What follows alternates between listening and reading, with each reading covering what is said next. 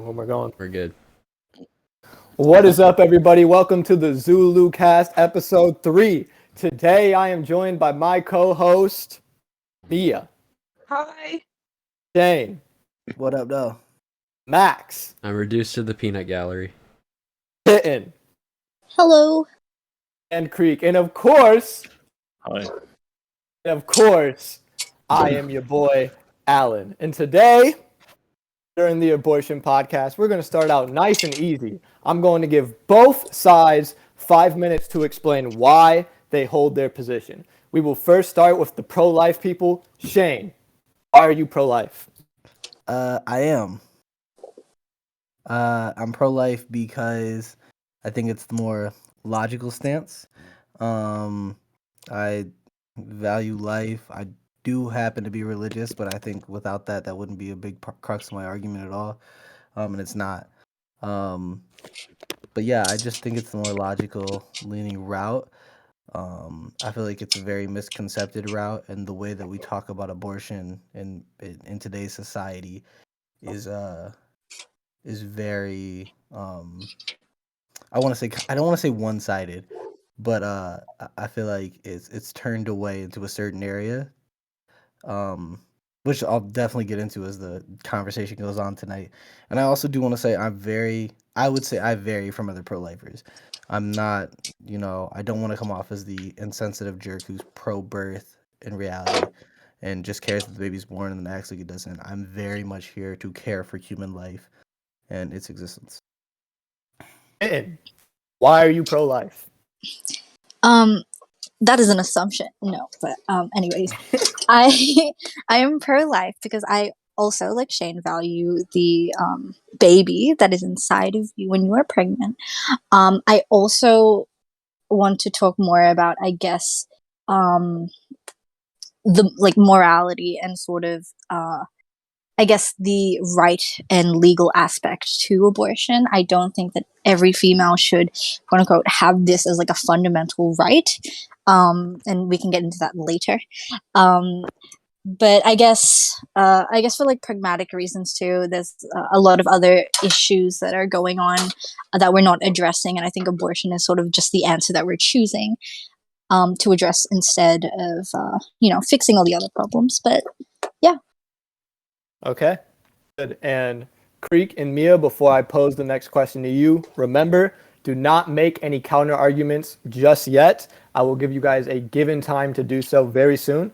First, let's just start off. Mia, why are you pro-choice?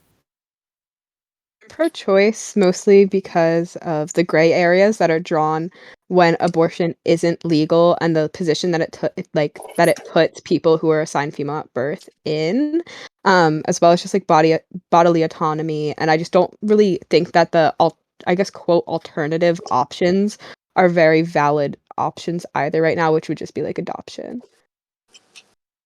Okay. Creek, why are you pro-choice? Yeah, so my definition of pro-choice, I think, isn't set in stone, and I definitely wouldn't consider my side to be the most logical side.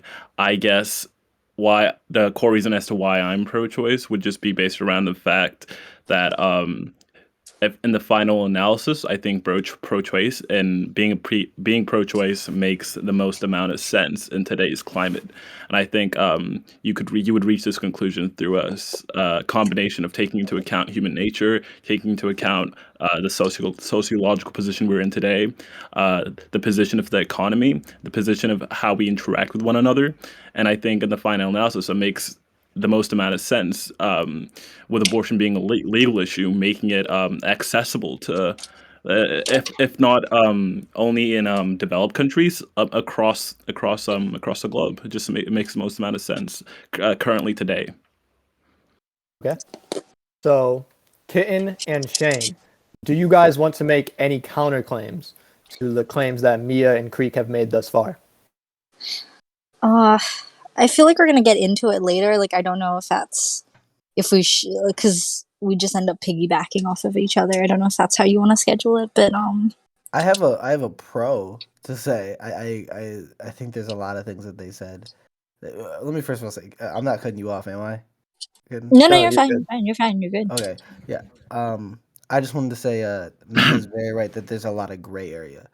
And Hmm. I understand the conclusion of gray area and how you. I'm just happy that people are considering the gray areas because I feel like they're not talked about enough. And trying to find the best response or way to handle those. Um, I feel like that's the only thing. There's not necessarily a point or something said that I have massive contention with. That I don't think will get I covered in do. the Yeah, conversation. same. I Um, so for me, I think when your first sentence as to why you were pro-life was that it's the most logical conclusion, right? And I Mhm. think that's kind of at the detriment of the whole conversation for you to focus on one aspect, which is logic, right? Because when you look at even the justice system, logic is like one aspect they take into account, or within even any system, how you treat your family, how you treat your friends and family. Is logic is like one field or framework you could look at dealing with a situation. Obviously, you've got to take into account like the multitude of other like frameworks to make sense of any given topic, right? So I think it's kind of limiting to look at this topic from a logical sense alone. Yeah, no, I agree. I even thought after I said it, hearing you guys speak, I'm like, dang, maybe logical is the wrong word because I feel like my framework is much more broad than that. I do try to add logic into there, but I don't want to be like the stereotypical conservative facts over feeling person because that's not me. That's just not who I am as a person. I Mhm. want to involve emotion and care, specifically care for the people who have to deal, who are the people who are going to be making the decisions of whether they want to get an abortion or not. Um, I want to value and care and understand, of course, with empathy through my disagreements, but still try to have some emotional and I guess some soulful. I don't know if that's the right word, but a really like vulnerable and authentic understanding of those people and stuff like that. So you're right. Maybe logical wasn't the right word. I can't disagree with what you said. See, I think that's a misconception about pro-lifers, though. I do think that like some pro-lifers have a empathetic or sympathetic viewpoint, but I guess that gets misconstrued with everything else that they say, or they might not word it properly. But we can clear up those misconceptions. Okay. So, and the opening statement that Ian and Shane made, do the pro-choicers want to make any counterclaims to that? I Nothing think in I kind of, particular. yeah, I was gonna Sorry, say, I think go I ahead, kind of, Mia.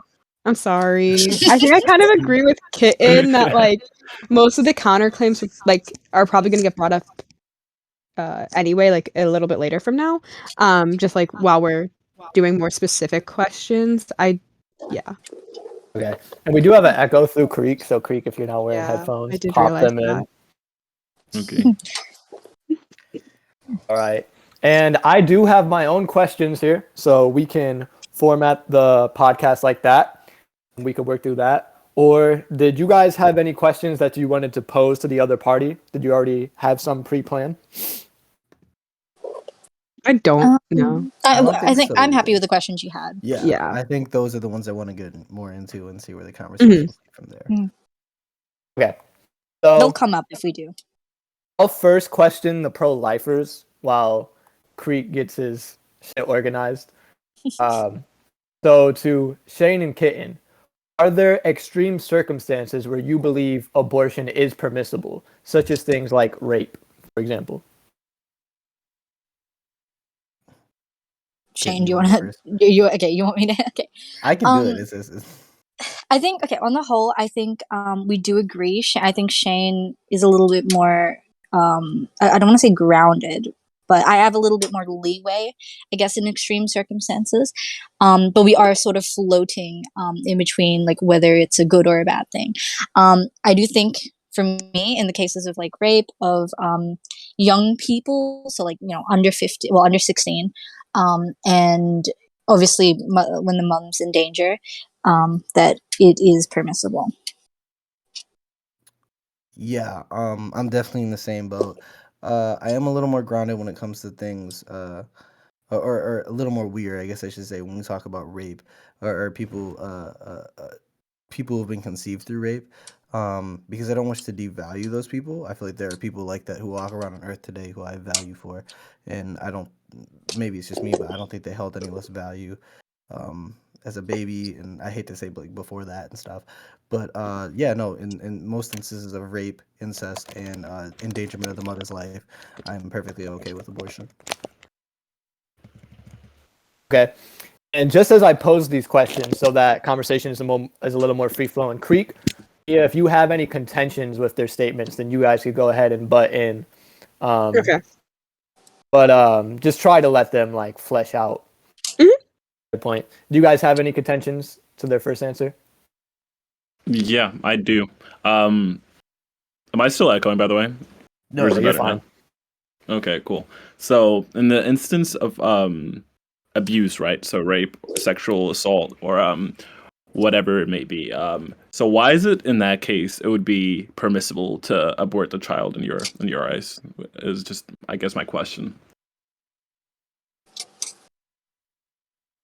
Give us a minute to think about that. Hold on, that was a really loaded I question. mean, I have a response already, and if I'll think about it. Hold on. okay. So the only reason I say it's permissible is because I understand other outsiding factors and circumstances that come with those. However, like I did state in my statement, I would prefer just to remove the stigma about specifically rape and incest children. Um, People that come out of those situations, and I'd prefer to value them. I understand right now in our world and our culture that's a little like unrealistic, so that's why I guess I'm a little more leaning for the sense of okayness.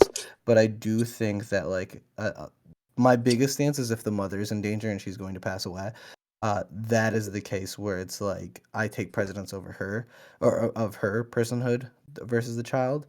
Um, and Why? why do I take precedence of her over the child? Yeah.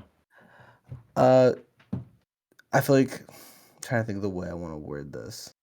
Potentiality of life and personhood of life that already exist, I think, are things on two different levels to some extent. Okay, so you don't consider the fetus alive? No, I didn't say that. No, because you said potentiality of life. So would that Potentiality of make the life. implication that it's not a life yet? No. Technically? Yeah. I believe it's a life, but that's not what I meant by that. What I Okay, mean my by bad. potentiality of life is value based on potential versus its life already being established, which I think can have some distinction. Like we can distinct personhood from a person who's been around versus personhood from something that doesn't necessarily have it to some extent. And what I mean by personhood, I guess, is I mean more personality and characters. Does that make sense? Okay. Sort of, but I'm confused as to why. Okay, so let's say the fetus in this case, from conception, you would consider it alive, correct? My and fetus from conception, yeah, I agree. It's life, yeah. Okay, so both these entities are living organisms. But you value the mother more because she has more personhood than the fetus, or Established she's more characteristics, I would say, but okay. also So she's more developed.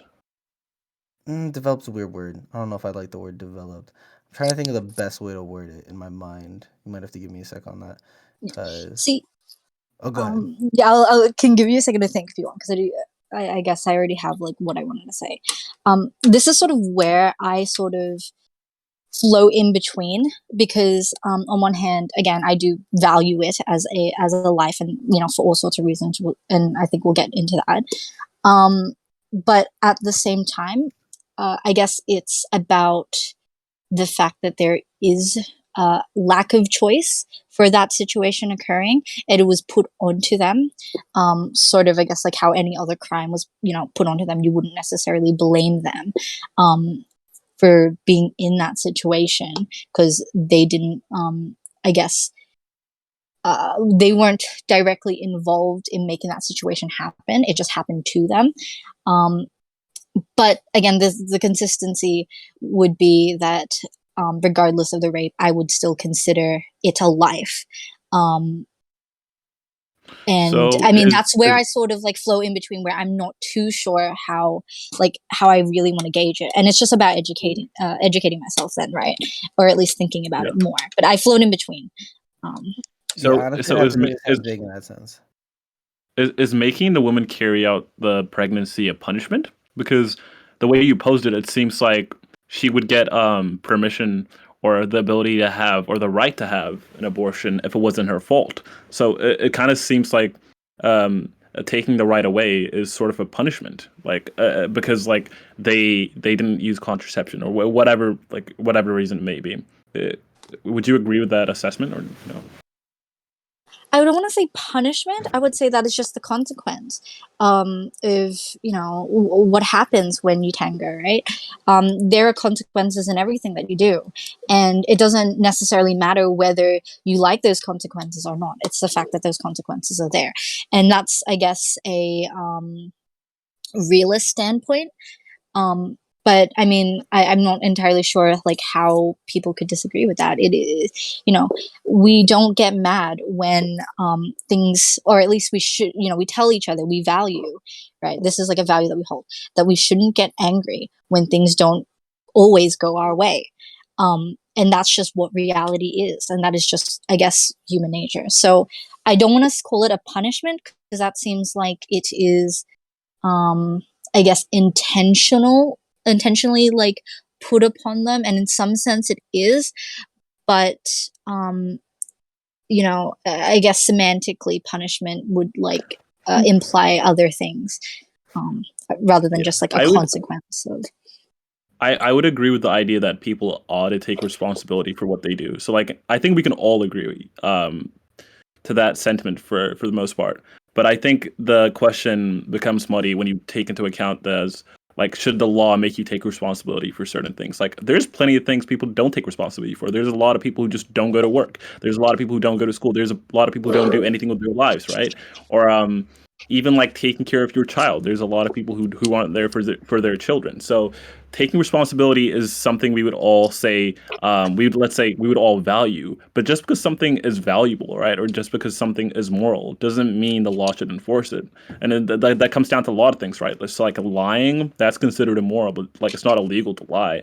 So I agree that people probably should take responsibility for their for the fact that they had let's say in a very specific circumstance. Let's say they had sexual intercourse without using contraception, and a woman became pregnant. We could say she should take responsibility for her decision making, but she doesn't have to, right? Unless she's affecting other people. And I guess like this is where kind of like the clash is, right? Because like we disagree on whether the fetus is valuable or not. So I think that's like kind of comes down to that. Yeah, it's very about definitions. I would also say that in the instance when it comes to taking responsibility, we do like as I don't want to say as a society, but because we are living in groups as a society, we do decide that people who aren't taking responsibility for certain things need to again live take up those responsibilities or face the consequences of those responsibilities. That is like why there's a justice system. That is why we I don't want to like why we have like ethics and stuff, right? It's for some things. I completely understand that it's a bit iffy, but I guess with like say lying, for example, no, it's not immoral. Well, you can say it's immoral to lie, but it's not illegal to lie. But we still say that if you do lie, you need to own up to that, and if it's a serious lie in regards to the law, you are punished for it. So it's so I'm not entirely sure like what you mean there, but for the most part, it is based on definitions. Because if you don't consider it a life, then there is no other, I guess, you're not impeding on anything else, right? Yeah, well, there's a difference between social etiquette and law, right? There's Last some things that are counterclaim. unacceptable. Okay, cool. There's some things we would consider like unethical to do in a social situation, but they're not illegal, which is my point. Obviously, like lying in the court of law would be illegal because that would I guess that would infringe on other people's right, or like I guess like it would include the state or whatever. But I would say for the most part, like lying to your spouse or whatever would be considered illegal. I would say maybe it would in like some like maybe in some cultures, but I think like for the most part, I don't think it would be.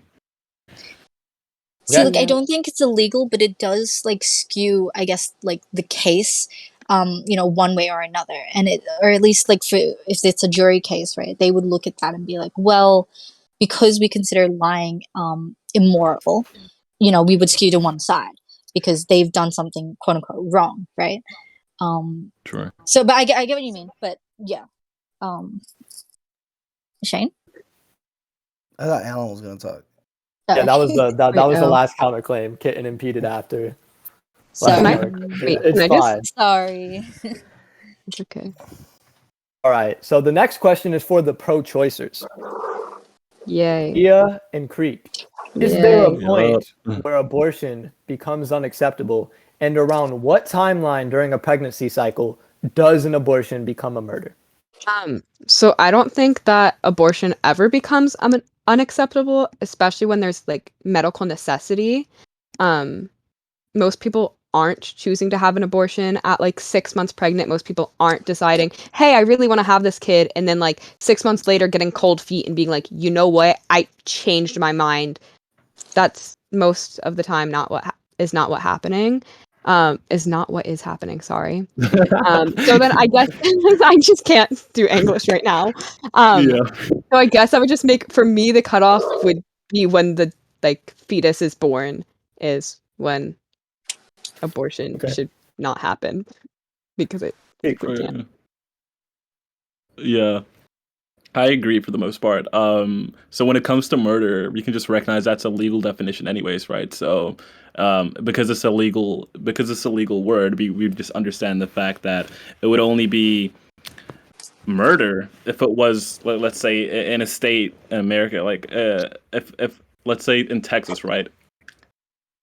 In Texas, because it's 6 weeks, right? Because it's a heartbeat bill in Texas, right? So if you were to kill a fetus after the 6 weeks, it would be considered murder because it's considered a life or a person, or it's considered a citizen, right? I don't know if that's completely true, but you get what I'm getting at. It would only be considered murder if that living thing is recognized as an entity under the law. So I think it's kind of semantics, but I think that word is wrong. And I think it kind of stigmatizes the whole conversation. And I think for the most part, the question of when the cutoff should be is kind of, I don't want to say irrelevant, but like, you know, Mia said herself, like, it doesn't, it's not common that it's not common that women will abort a baby after they're like 8 months into the pregnancy. It just doesn't happen. So it doesn't make sense to have a conversation about something that is so minute statistically. It doesn't really make sense. But I would consider the right to abortion as like expansive, so they should have the ability to do it anywhere, like across the board. Okay. Kitten, Shane, do you have any counterclaims? Yeah. I'm just so shocked that, I mean, that was said. I'm almost speechless because I guess I do agree that late term abortions don't necessarily happen as often, I guess, as other pro-lifers would claim them to be. And I guess what we also have to consider is that going to get an abortion is an incredibly like difficult decision for, I guess, everyone involved. The mother, the father, the doctors. Like, it's not something that I guess people just take lightly. Maybe on media, maybe in like these activist groups, but it's not something that, you know, just happens. So I guess when it comes to late term abortions specifically, there's not much difference between like a 23-week old baby and a 24-week old baby. A 24-week is pretty much, you know, at the point when it's like, you know, about to come out. There is not much difference between the two. And even like the 22-week, you know, I guess like we'd have to look at what is this difference that we're calculating, and I guess you know, do these differences matter? I don't think late term abortion is, you know, remotely good at all. It's essentially, you know, fully formed. It has, you know, it is autonomous, in the sense that it's like its own functioning being, right? It just doesn't, you know, it's still just attached. So I don't really understand, like, I guess why you think it's okay for some people to have the option for late term abortions, because it doesn't happen now because most places, you know, they don't like it. But I guess if we were to make it completely legal, you know, do do you think people are going to opt for more late term, or at least be open to the idea of late term abortions? Before they respond to that, Shane, do you want to make a counterclaim? I mean, yeah, I agree with everything Kitten just said. I think my pushback is more on with Creek on the terminology of murder, but I do think that gets a lot into, I guess I don't. It does get into like a legalistic terminology, even though I don't think of it as that. I understand the definition does mean an unlawful killing, but premeditated killing of something, I think is wrong, like just wrong. So I would say that. Um, but yeah, most of what Kitten said, I agree with. Like it has, I think almost a fully established nervous system and feeling receptors. I think it has like abdomen feeling receptors by week 12. It can feel already in its face by week 8. Mm-hmm. Like this is something that like if you're talking late term abortions, like it's going to feel it. Like Oh, even early, like I said, week 8, like if like you're it's there's going to be some sense of feeling that it's, hey, you're dying.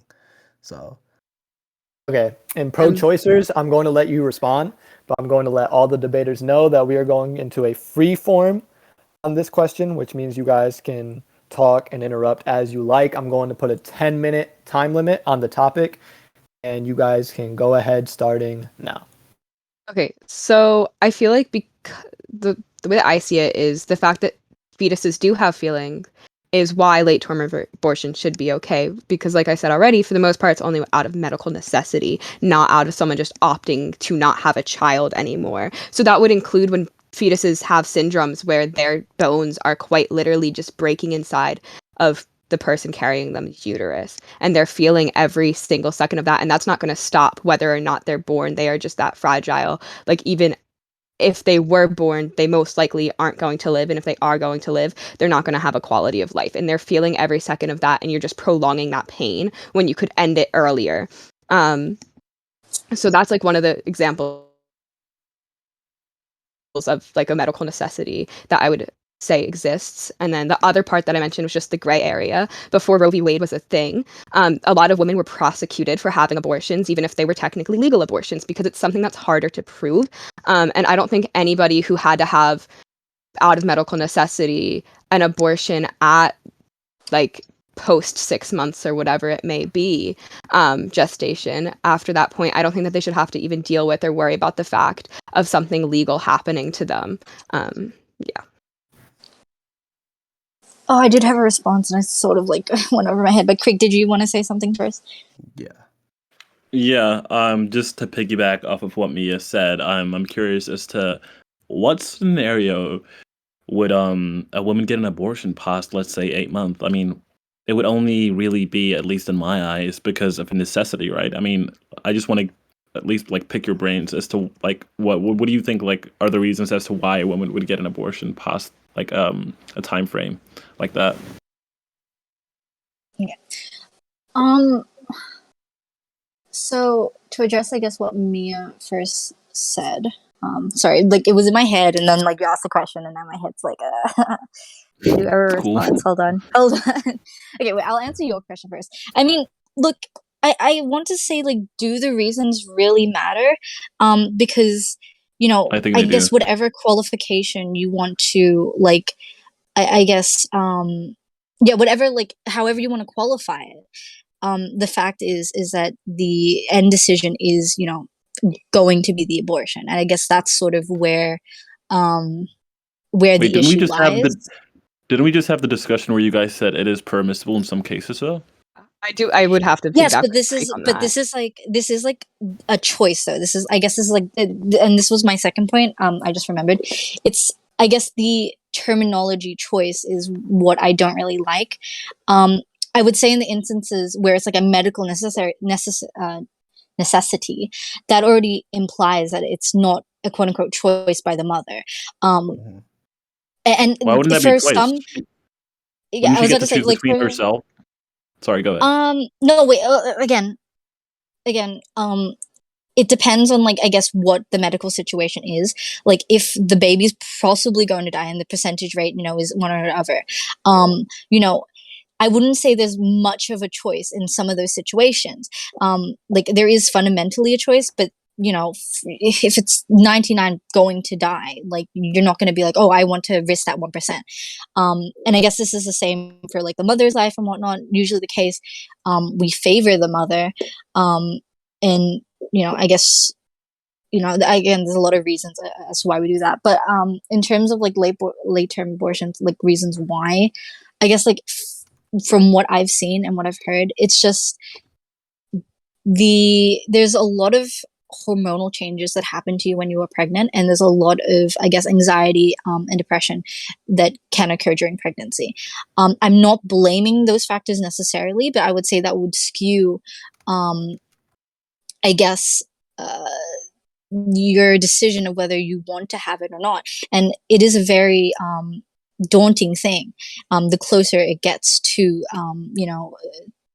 to your water breaking, right? And it's a very scary thing.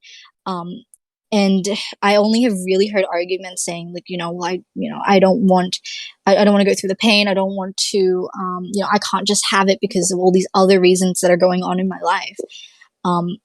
And you already know, like, I guess if you made that choice, then I don't know, it's like you sort of, you put yourself in that situation. And I don't think those reasons are necessarily like good reasons as to why they, should have a late term abortion. But yeah, Shane. It's weird. I feel like the lens that we're looking from is or the lens that we're both looking from are definitely, of course, different lenses. But it seems like our view is trying to find some sense of solution, whereas, and I don't mean this as an attack, but it feels like a sense of apathy almost, because Apathy. I know that What? sounds weird. Well, no, because the sense is like it's not a sense of betterment. It's a sense there's external factors, and because of these external factors, we just have to learn to live with them. And I understand what that means, but I mean more in the sense of like in Mia's analogy of talking about late-term abortions being about medical necessities. Yeah, it's extremely rare that a late-term abortion will be because someone is choosing that they don't want to have the child. But what about the person that does? I mean, the reality of it is most people who are having late-term abortions are not choosing this, and most of the time it is out of medical necessity. And I feel like that's what matters most, is protecting the majority of those people from any type of gray area that may occur. But if that's the majority, then I wouldn't necessarily call that pro-choice at all. That's because you're not necessarily lenient more towards the choice. You're just lenient towards the understanding of medical necessities and the things that medical people doctors and patients have to go through of talking about what's the next best route, which you and your doctor should be talking about always. Like I mean, that's why I said it's not a choice, because that's what people should be talking about with their doctors no matter what. So if that's your sense of late-term abortions, then I would say, I don't know if that's necessarily a pro-choice argument. I think the conversation around whether, this conversation around what about late-term abortions, I think it's like kind of pointless, honestly, because it's irrelevant to the discussion. Because the discussion, look, like when it comes to like, oh, is it a person? What is it like? What makes it a person? And we can sit here and go, oh, it's the pain and it's a pain and pleasure dichotomy, or it's the ability to think, it's the ability to be self-aware, and we could use all these things or markers as markers as to what it means to be a person, but they would all be subjective. So, I mean, you can say, viability, 24 weeks, that makes the most amount of sense.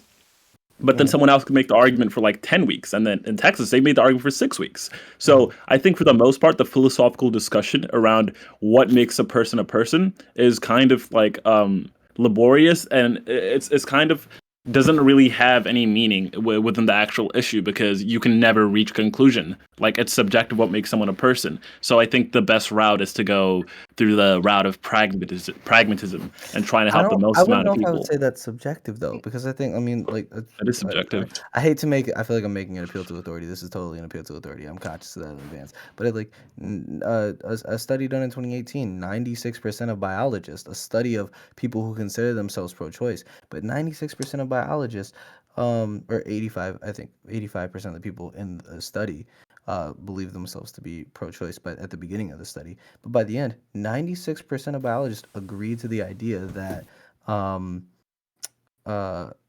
life starts at conception. Yeah, we agree. We agree that Agreeing life that- starts at conception. Okay. Um, Wait, we agree? Okay. Well, I mean, kinda, yeah. The Creek 1,000. I think Creek pretty much 1,000% agrees with that. I agree with it to an extent, I should say. But I agree with Creek's logic behind it at minimum. I don't know if that makes sense. So wait, Creek, you do Um, believe that life starts at conception? I But- think there's a difference to be made between personhood and life. Sure, we can agree that a fetus is a life, and biologists. Even I just want to mention With the what makes. difference between Hold on, let me personhood finish. and being. Yeah, I'll explain that. But yeah, I want to see even like what makes something a living thing is something that's like of debate. It's like it's disputed. There is no conclusion. I mean, in biology class, like basic 101 biology, they teach you like it's like movement, respiration, homeostasis, and a multitude of other things that make something alive. But there's like many cases where those things aren't present and we would consider something alive. So a lot of it is subjective.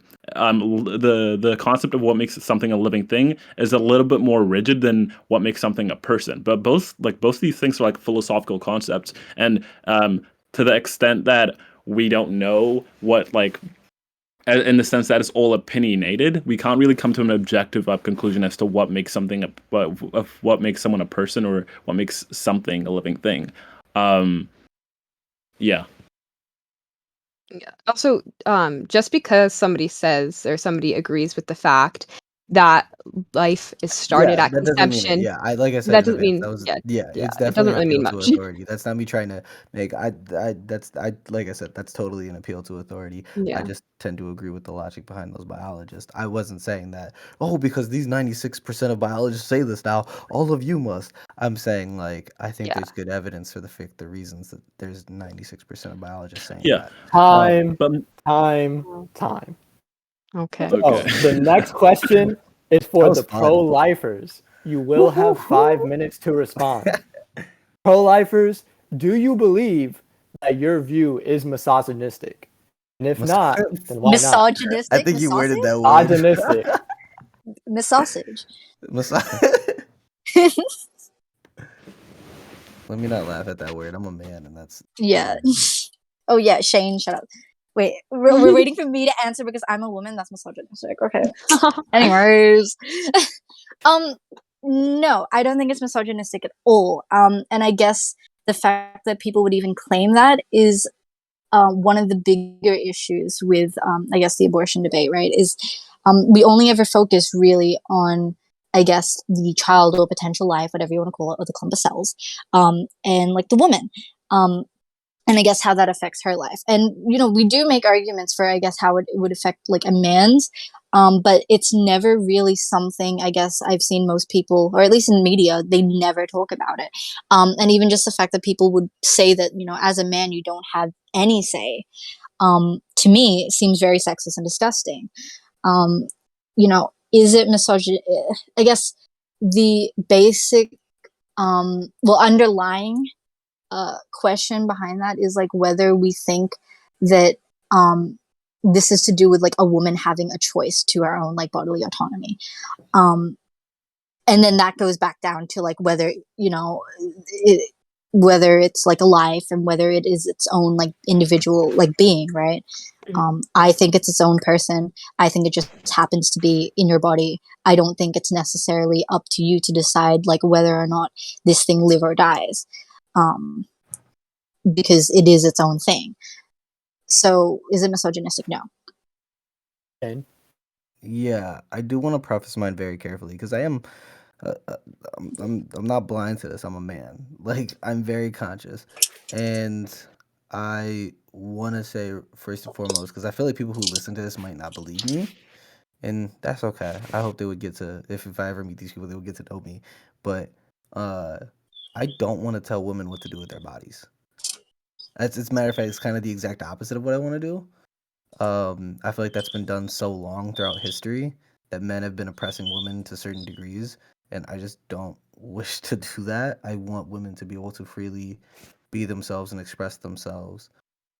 Even in, like I said, as a religious person, I feel like the church has really put this harsh stance on women, and I think that's very, of course, unbiblical, but also just like like awful for humans to think that they can dictate people like that. I do agree with Honey though that I view this very separately. I think bodily autonomy plays a big part in it. I give personhood and value to the fetus, and I see it as something more. Um, Creek asked me a question in the first half where he was like, "Why is this okay?" And he honestly did have me stumped, and it just shows that my view on abortion is it needs growth and grace and understanding, and I hope to grow more with it. But I say that to not say that I don't have a definitive position, but to say that I hope that I don't come off as misogynistic. I hope to come off with a willingness to understand more. Okay, Creek, Mia, counterclaims. Sorry, I forget the wording of what I was about to say.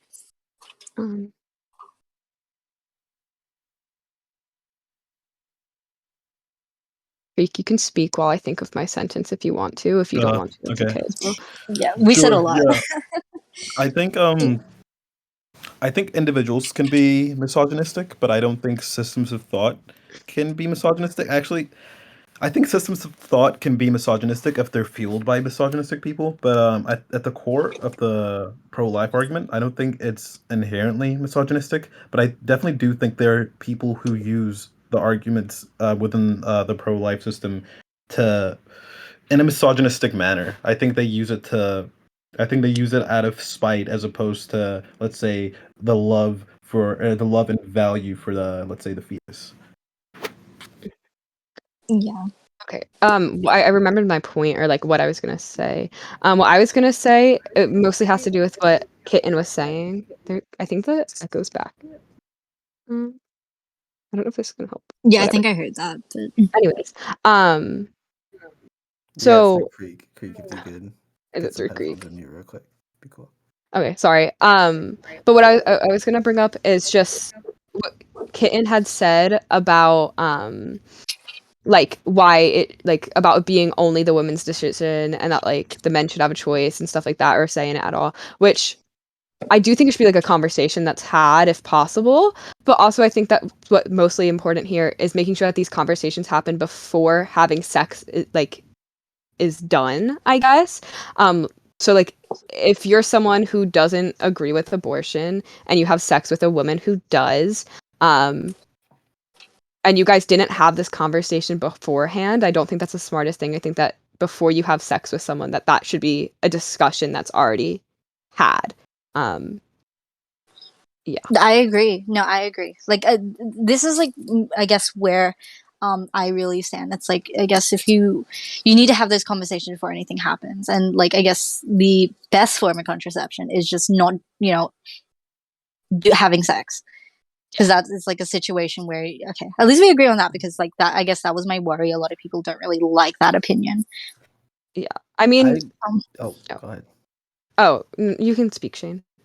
I just was gonna say I agree with both of them, both Creek and Mia. I agree with what everyone said for this question. I think Creek is right that there's a lot of people in like the pro life. I think there's just a lot of jerks in the pro life community. I'm not gonna lie. There's a lot. I've met a lot of people who debate pro life who are honestly just awful. I don't want to say awful human beings because that seems unredeemable. Like I need grace when I speak my words, but it's like people who are intentionally trying to dictate. They view it almost as a power trip, and that's just not okay. This is not something that we're trying to like if you're not being authentic with your mission, then your mission is failing. So yeah, I think people need to have the discussion before they're having sex, bro. For real. People need to people who are on both sides need to have some sense of understanding on what their true intentions and missions are before they speak. Because if they don't, then they're going to fall. It looks like we reached some common ground there. So I'll ask a related question to the pro-choicers. Pro-choicers, do you think women should be more cautious of having safe sex so that they can prevent abortions from happening? Yeah. I mean, I don't think it should just fall on the women. I would say in general, when it comes to having safe sex, already most of the pressure comes to women. like we're responsible for getting an IUD, getting birth control, any of those options. The only real option that men have right now are vasectomies or wearing a condom. And that's pretty much the only options that are given. And I don't think that should just be on the women. I think that every single person in this world should be focused on having safe sex, and not just because that you could potentially conceive, but also just because of STDs and stuff like that. I think that safe sex is something that should be taught rather than abstinence. And obviously abstinence is pretty much the only way to ensure that you don't get pregnant and you don't get STDs. But I do think that safe sex should be practiced more and should be taught more. I completely agree that everyone should take extra effort to make sure they're healthy, but that would just go across the board for all forms of health. But I do think some people, some groups of people will try and use this argument to basically control people, but more specifically women and their bodies when it comes to what they can and cannot do. So they'll shame women who are promiscuous. They'll shame women who dress a certain way, and they'll use it, you know, like they'll use it in a way which seems caring and sympathetic, but it's really not because they're just using it as an excuse to control them. So I think, yeah, sure, but I think in moderation. Yeah. Dane, Kitten, you guys Um, have any counter arguments?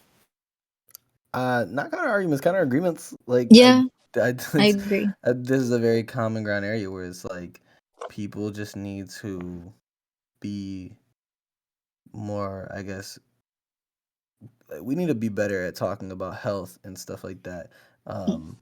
Like More specific, education. yeah, like Yeah. if people are gonna be having sex, which do you, I guess, but if people are gonna be doing that, like have the conversation, look into what you need to do beforehand, like make sure you, I to some extent know your partner so you know it, like things about him and stuff. So like I think I don't know, I don't There's a conversation to be had about it, yes, definitely. and And I like, do you think there's a mix between like I guess older and younger generations? Because I guess a lot of older generations would be more so pro-life and would use this like promiscuity argument.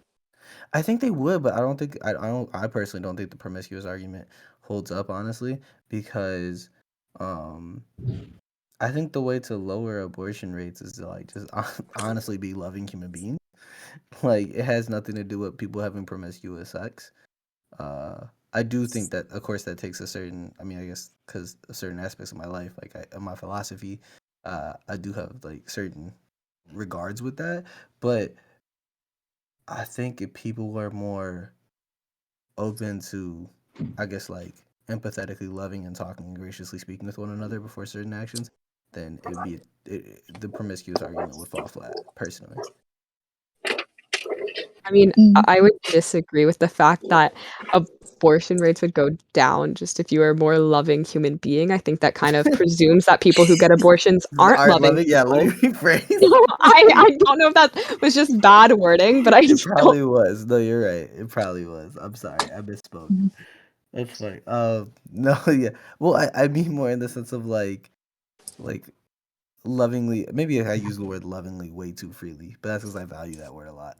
Um, but the way people engage with each other, I think it would go down if we were, like if people were having those conversations on like men and women. So if men were having like conversations like, "How do you feel about abortion?" before they sleep with somebody and stuff like that, Mhm. like that's how you lower abortion rate. That's how Yeah. you um do better. I mean, it's actually fix most problems, right? Mhm. And it's you honestly should be talk like the conversation about safe sex should just be like it's proven that under pro-choice legislation abortion rates go down because in Yeah. schools you're having it's not just about abstinence.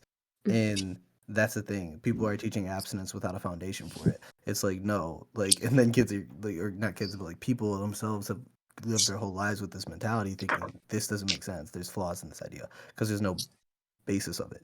So Yeah, I mean, I would say the only way to lower abortion rates is to prevent conception from even happening, which just comes with conversation. And I think it comes more from accepting sex and not making it into such a negative topic and just teaching what safe sex is, having these conversations beforehand. Like, if you guys do have disagreeing points of views, especially making sure the topic's like brought up, because you're not going to know if you disagree unless you talk about it. And just making sure that like when you are having sex, it's as like informed as possible of a decision, I guess. Facts, B. Okay, so now I have a question for the pro-lifers, and this is a surprise question. I made sure not to put this on the doc because I didn't want the pro-lifers to have any time to prepare for this question. So, Okay. pro-lifers, if a woman is abducted by an alien, the alien puts a monitor over the woman's forehead that makes her desire to have sex with the alien. And the alien and this woman have sex. And then when the woman gets back down to Earth, she decides she doesn't want to carry that alien's child. In that case, abortion acceptable. What you been smoking, bro? I can answer this like realistically, or I can just Answer it like realistically. It's a serious Okay. question. okay, realistically, first of all, if this alien was even like capable to like copulate with like women, like female, human women, I think that this female is never going to see the light of day. She would get captured by like our government agencies and taken away, and there would be a lot of testing facilities. And I think that she wouldn't be given a choice. It's so And funny I think 'cause her jokingly, life. I was agreeing. I'm thinking the same thing. I'm like, dude, this girl wouldn't get a chance. The government would just Yeah. have this baby No, so we can do experiments.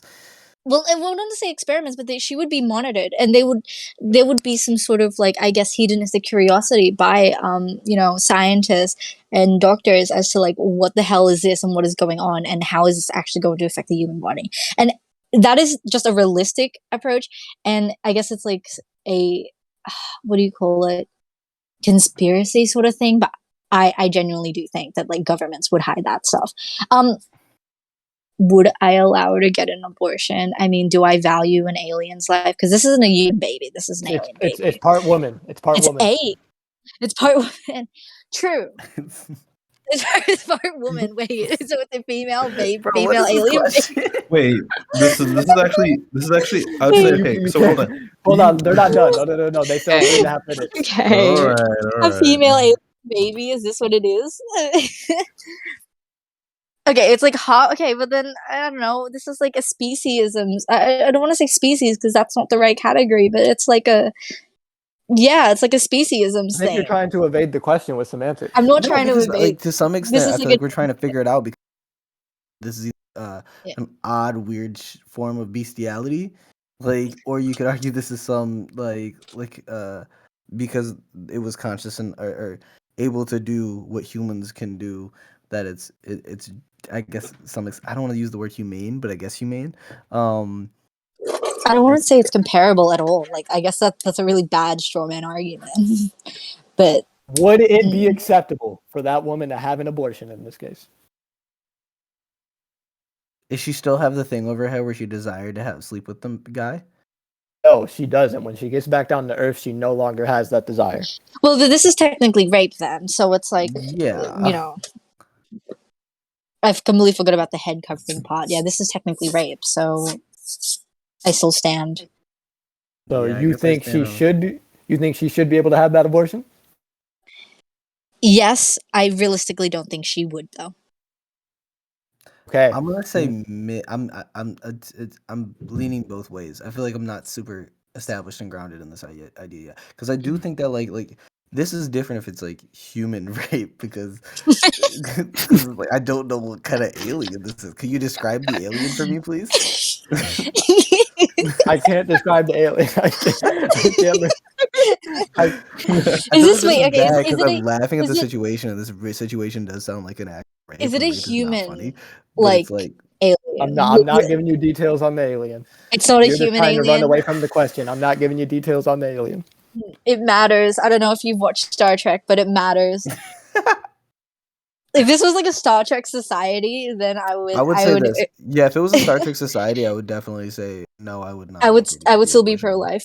But if this is just some like if I it's just our prefer reality, her not Okay, to. I'm asking it one more time. This is our goddamn reality. This woman got abducted from our Earth. Comes back after this alien situation. She no longer wants that baby. Should she be allowed to have that baby? Yes or no? Should she be allowed to abort the I'm baby? going yes because of bestiality. That'll be my claim. I would I would say yes. I just don't think would happen. Okay. Now, Creek and Mia, you can make your counterclaims.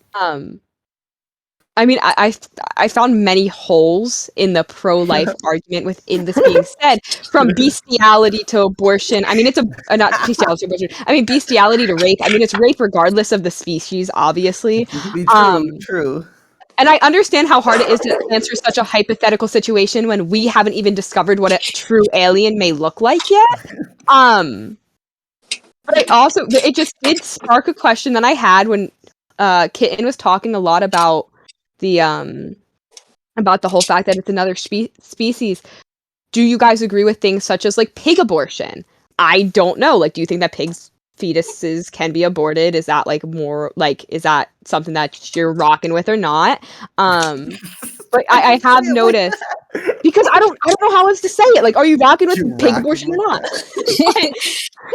But that's a genuine point, though. That is a genuine point. I do think it well, because you're talking about humanity and not humanity. A pig is not a human. Fact. Sorry if that hurts your feelings at all, but pigs aren't human. They're not. I have seen. I think it's odd to be so like, what's it called? Like, I don't know how to explain it. To have such an ideal, no. To have such an ideal that you have so many exceptions to. Like, you're like, yeah, I'm pro-life, but like, if it's not a human, or like you were raped, or like if this happens, and there's so many ifs, and that makes exceptions to something that you stand for. I just think it's a little interesting. Oh, Creek. Honestly, I couldn't have said it better. You know, Mia nailed it on the head. You know, like, I don't really understand this whole like glorification of humans. You know, what's so great about humans, anyways? You know, it's like, okay, we can walk around in 2 feet. All right, big deal. So I don't understand, right? Why? Let's say in this scenario, it just doesn't make sense. Like, because like I think one of you, I don't know who said it, but like you guys were like said something about the fact that it's not a human baby. Like, it's not fully a human, therefore, you like, or at least use that as an argument. Like, do you value human beings or like people because they're human beings? Is that like the only reason? That had It's to the fact that be, we have human not to throw DNA. you under the bus, Kitten, but that had to be you, because I think that was my struggle, was because it was human. The human aspect of it was dark. So I'm definitely leaning more towards a human exceptionalist, human exceptionalism kind of stance. I feel like I was just kind of raised in that sense, so that's why I have that basis for it. But I'm probably more. See, I'm trying to remember and like come back to what I said, because I can't remember if I said like it's not human to the baby or if it's not human to the alien. I have a feeling I said it to the baby, but like I'll have to backtrack. But like, I mean, this sort of goes into like, I guess, how vegans argue, right? I do think that like humans are put on like somewhat on a pedestal. I don't think there is like necessarily like a food chain that is like a pyramid and we're at the top. I would say that like species tend to like value their own kind. I guess like as like a natural thing, and I know that's like a natural fallacy, but that's just sort of like where I guess we biologically would stand, and maybe that's my biological bias. But I mean, yeah, I get when it comes to like, I guess, it not being human and like, you know, other abortions. It is a conversation, because I only found out about animal abortions like probably in the last like 6 months. I found out about them today. Yeah, What? like I mean, Hold on. wait, I thought I told you about this like a couple days ago, Shane. Wait, okay, but you told me about it today. No, that could have been yesterday. I'm sorry. No, I but told you did about guys, it. Like, you guys never like dissect an animal in class? Because most of I the feel time like that's y'all had weird. weird science classes. That's not I didn't something never that we got do to here. Personally, I never took as advanced as a class as my sister did at my old high school, because I left very early on in that high school. But they did have like aborted pig fetuses is what you dissected in said class. But I do still want to know your guys' answer if you're rocking with pig abortion or not. No, I'm not joking. Please. I do. I No, know I you're know, not, I but it's the know. wording. It's the Okay, well, wording. are you Just rocking like when with you pig say it abortion? like that, pig abortion sounds like a death metal band. Like that's what it really sounds like. Oh my I god, mean- yes. Oh my god, wait. I want a pig abortion death metal band now. Okay, I'll make one. But I just want to know the answer because I do think it will help me understand your point. Well, maybe not, but whatever. I just think it will. I don't think I have a view on pig abortions. Yeah, it's not something I really researched because I got brought up to me as like a vegan argument, and I've been like I'm really lazy to try I'd and definitely like look be into way. it. But, Yeah, I definitely look more into it. but I understand Okay. the reasons Why? Okay, why. wait. Okay. Hold wait, on. I have a Alan's talking. question. I have a Alan's question. I have a talking. question. Freak, No, I have a pose question that though. question, and then we got to get off this. Okay. Okay.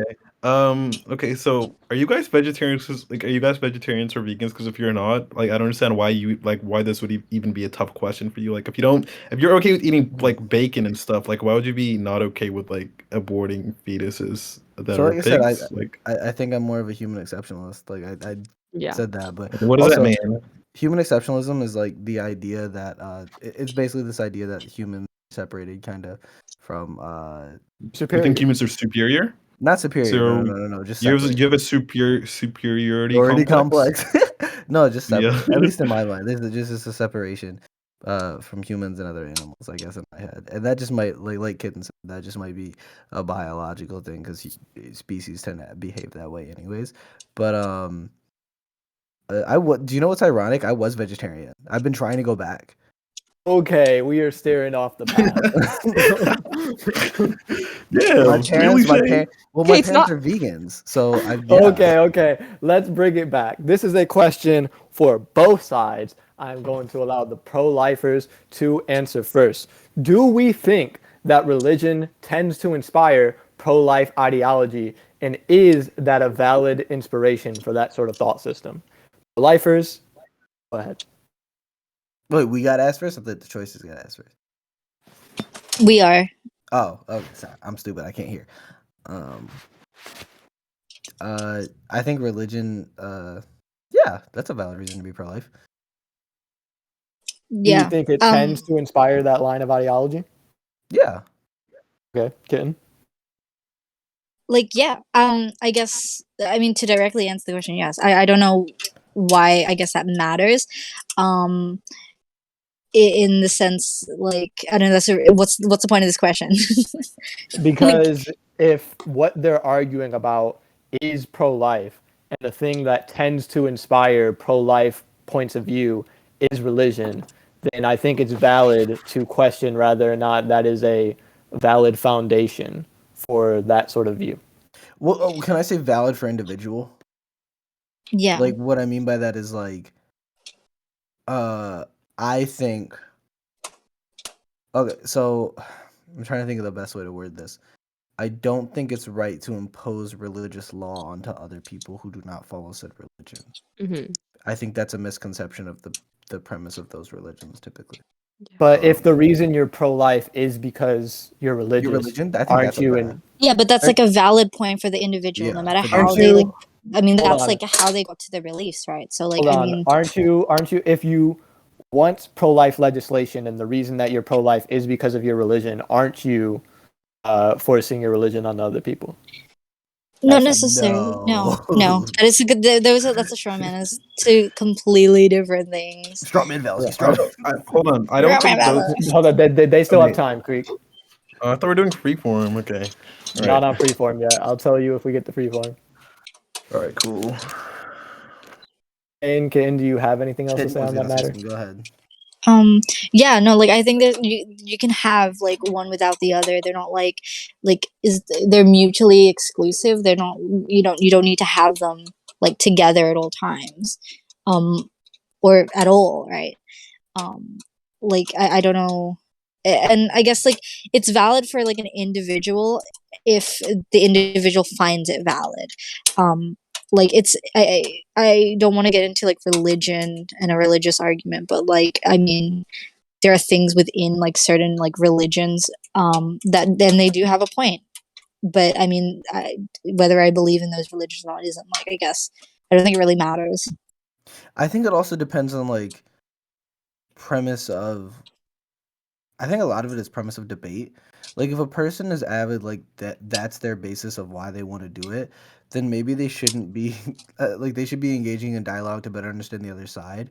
But if that's their point, which we understand could, I guess, someone could argue be subjective, then maybe not maybe not express that. You could say like to a friend, "Oh, this is why I am," but I would never like necessarily say this is why you should be.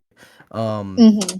and that would be a thing. But I also like for me, like I'm a religious person, but I've tried to keep my religion out of this whole conversation because I want to do more studying than just say, oh my faith. So that's what I would just employ religious people to do. You can have that as your strong backing basis because that's just your worldview and the way you see the world. But at the same time, if you can't come up with any other tools of evidences to help you in your point, maybe just work harder to be able to make that point. Don't make that point until you have enough too. Yeah. Yeah. Before we open conversation to Creek and me, I don't want this to be like a debate between me and the pro-lifers, but I do think it's blatantly egregious to say that this question is unrelated because that's like we know that the reason that people tend to be pro-life or pro-choice is because they value the potential or lack thereof of life. So when we have an abortion question, we're not likely to just discuss like the process of having an abortion. We're likely to discuss things that directly parallel them or tend to parallel them with people. So religion tends to be a reason that people are pro-life. So saying that you can be pro-life without being religious, therefore it's not a valid conversation to have, is like saying you could be pro-choice and still value the potential of life, so it's not a valid conversation to have. It's like it's something that tends to be prominent as an inspiration or something that acts as a parallel to that sort of question. So saying that it's unrelated or that it's not a worthwhile conversation to have is egregious. Mhm. Is the conversation open yet? Yeah, like Creek, I thought you were going Yes, to Creek, say Mia, go something. ahead. Mia, Yeah. you can go Okay, ahead. okay. So pretty much what I like my response to like the question is, do you think religion inspires pro-life ideology? I do think it does in some circumstances, of course. And I don't think that it's fully possible for someone to completely detach their religion from their from themselves. Like I don't think that's possible. Um, and I do think that it is very important, especially in the United States, where like there is a separation of church and state, to make sure that if your basis of it is religion, to not be trying to control the laws around it. It's valid. I think Shane said this. It's valid if it's like your personal belief, for it to just be religious. Like that's valid. But if you're trying to make laws around it, that's not valid. I do think it's hard to, like I already said, it's hard to separate your your religion from yourself though. And I do think it still influences people's decision, even if they're not fully going off their religion. I still think it influences it. Like, yeah. Yeah, Mia covered most of what I wanted to say. Okay, we will do freeform. Go ahead. I just wanted to say, I think, so I don't want to go to a religion debate, but I just want to employ quote unquote religious people. Alan is right. The majority of like white conservative evangelicals, at least in America, vote solely off the issue of abortion. And most of them vote for pro-life legislation. So one, I would employ those people to stop voting the people in because they keep voting dumb people.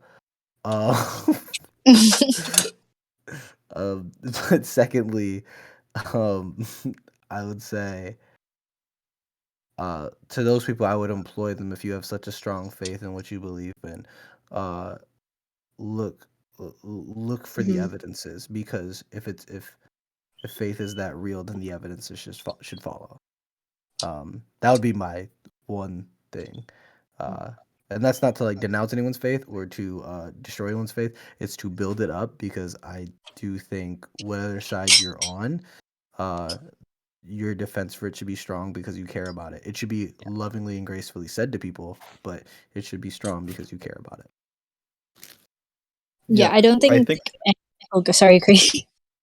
Well, I was just gonna say, I think it pays to be skeptical of people who have preconceived like notions about a specific topic because they reach their conclusion, but especially with a lot of Christians, right? They'll say, "Yeah, I'm pro-life, but it's not because I'm Christian. I just, reached it, and it was the most logical conclusion." Am Right? I being They'll say attacked that right for now? like, no, Okay. no. Okay, and then they'll make that claim, but I mean, you already have like your foundation as you want to be pro-life, right? So I mean, like, okay, you reached the conclusion that you wanted to reach anyway. So it's just like a lot of confirmation bias going on. So I think we should be skeptical because I think people who are like extremely religious will put the religion above like other things. So I think yeah. I definitely agree with Creek on that. I don't know. I mean, like, I used to be pro-life. I am religious, and then I did my own research, I guess, and I broadened my horizons a little bit. Um, yeah, I don't know. Just want to No, throw that's that fair. in. Yeah. Like, I think Don't we all look. agree we shouldn't make legislation around like religion at all. But I still think that my point stands valid, and so does Creek's, where it's very like it's hard to completely make that separation. Like Shane's talking about earlier, he was brought up in a way that you value humanity, and like so when y'all were talking about the alien, which is obviously not exactly like the most best example of things, Sorry, it's just but so weird. you were that's how you were brought up, that you value humanity. And I don't know if that was partly due to your religion or not. It um wasn't, but okay, I I understand wasn't where I you're wasn't going. sure. But regardless, when you're brought up believing a certain thing, or you're raised a certain way, and a lot of the time when you're brought up around the church and stuff like that, um it's just harder to stray away from those ideals. And like what Creek was saying, you're more just doing research that already backs your like what you think.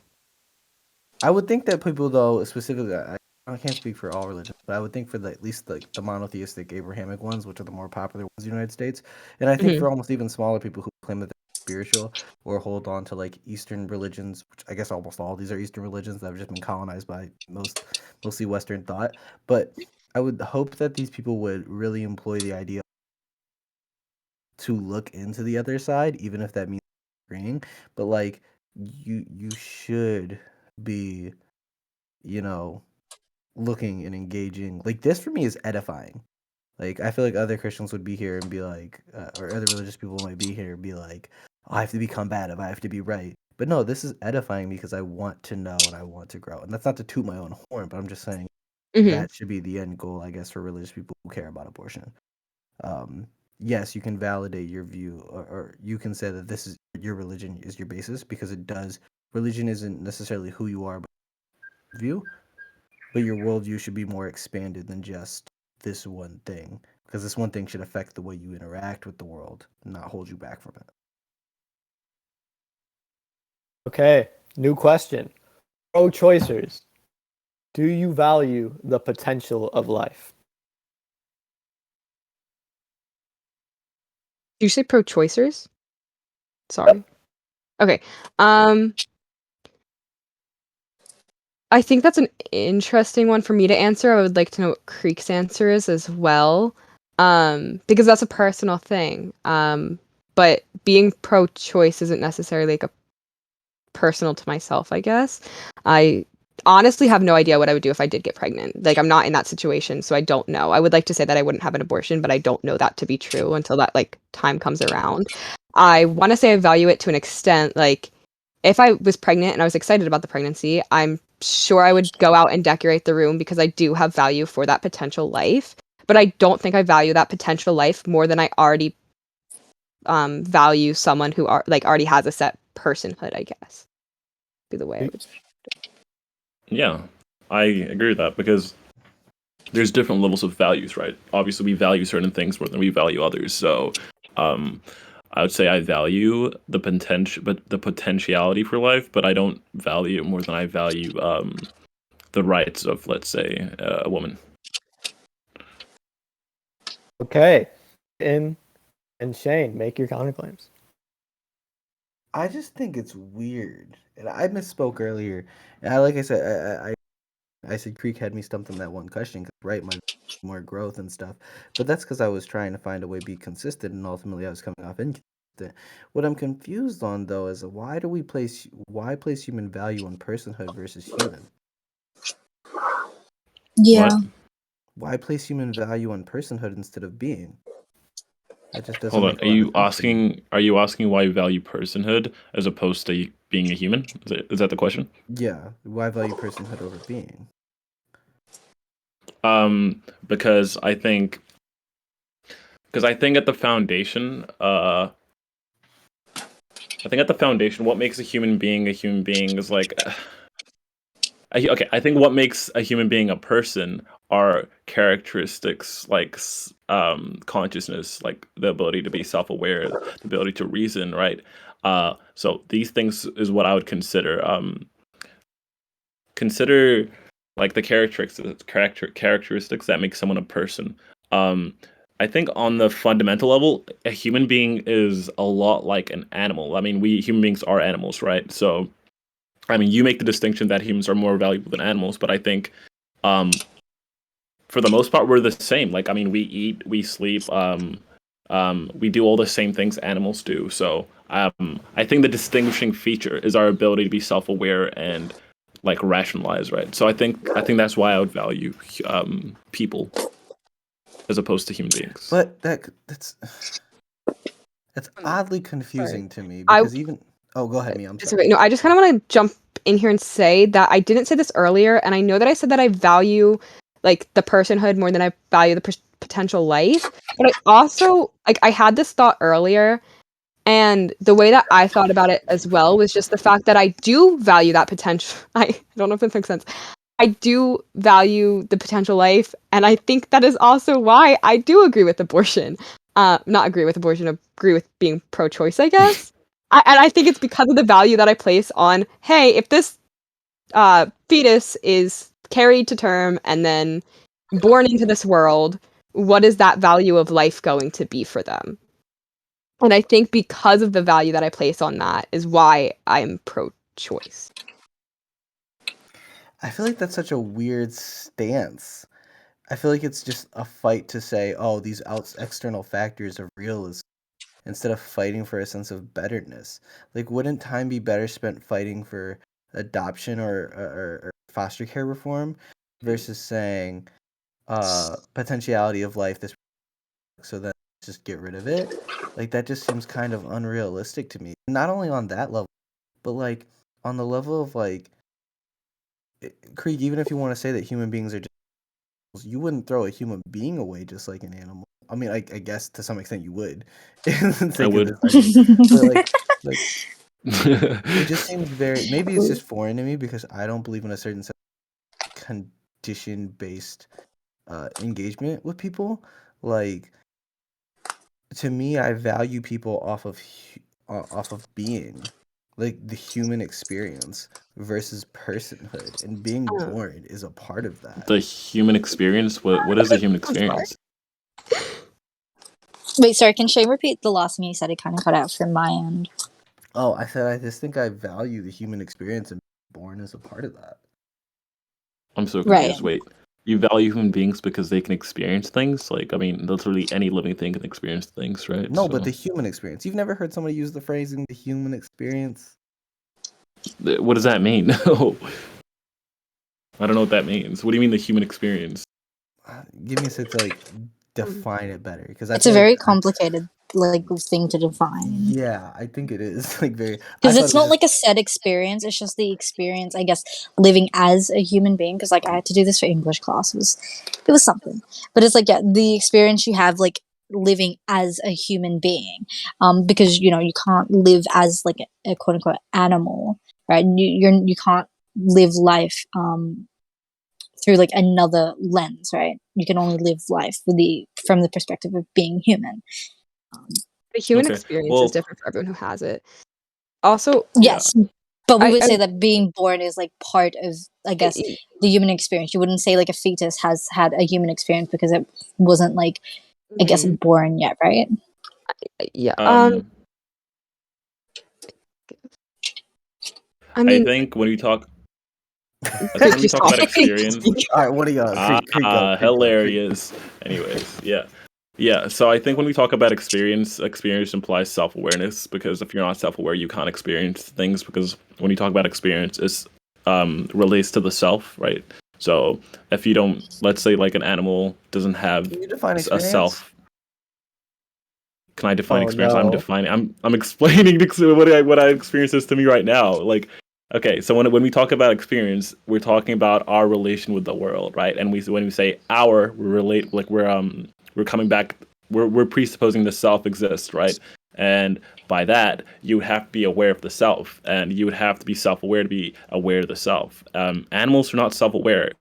I mean, not all animals. So there's like tests that have been done that elephants might be self-aware, but I would say the mass majority of animals are not self-aware. So I don't think animals can have experiences in the way we understand experience, and I don't think fetuses can have experiences in the way we define experience.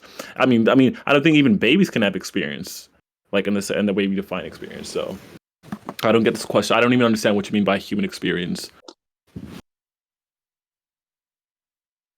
Yeah, I don't even know why you value human beings. So it's because I guess your conclusion for that is that they are they're humans. No, I mean I and they're just being. Would it be value. a pragmatic thing, Shane? Because I think that's for me, it's like a pragmatic thing because it's like if you try and distinguish between like human and personhood and a human experience, it's like anything that we say could be like changed or misconstrued, and it would leave out a lot of people that we would consider humans, but like not a person, right? It's like when you said consciousness, like there are people who go in and out of consciousness like constantly, right? There's people who are just getting hit over the head, right? So it's like do we consider them human for the fact that biologically that is what they are, that is what their genes are. But I mean, I don't know if your Yeah, a person definition of a doesn't lose a person value is when they lose consciousness, yeah, awareness. When yeah. a person's asleep, they don't suddenly lose Yeah, so it's like if we value value. person over I guess like human, you're already attaching all of these other attributes that they need to have, and it's not like I guess the same for every single like individual, right? At least with humans it's not like attributing other things. It's purely based on like I guess Yeah, no, that's a exactly yeah. consistency. Okay, Okay, I just find it time. funny. Okay, Time. wait, But I do can I have a finish what I wanted question. to say? I wanted to Well, put in some thoughts before it was time as well. Yeah. Yeah. go ahead. Okay, I just was gonna say I find it funny that you talk about, oh, let's use pragmatism when like I thought you guys were logical. So I mean, if we're gonna take a logical point of view, there is nothing special about a human being. I mean, especially at the stage when they're an embryo, like there's no distinguishing factor that we can point at to say this is what distinguishes them between let's say a pig or anything, right? So I don't really understand what you mean when you say, oh, let's use pragmatism, because I mean we would even have to value pragmatism for us to go down that route. I still don't understand why you'd value human beings over any other animal, because they're all living things technically, and you value living things, but obviously you value human beings more. Why exactly? I don't really understand. Like, I'm not saying let's choose pragmatism. I was just asking if um like I'm not making an argument for pragmatism. I'm saying like, things like is it pragmatic to make those semantical distinguishments, right? I think that's sort of where Sure. I was leaning towards. I Not would necessarily like you would have to value pragmatism in some sense for everything. I would also argue or not argue, but I would also ask, uh I mean human for a person who would view things very realistically, humans value very realistic. Like in reality, people value.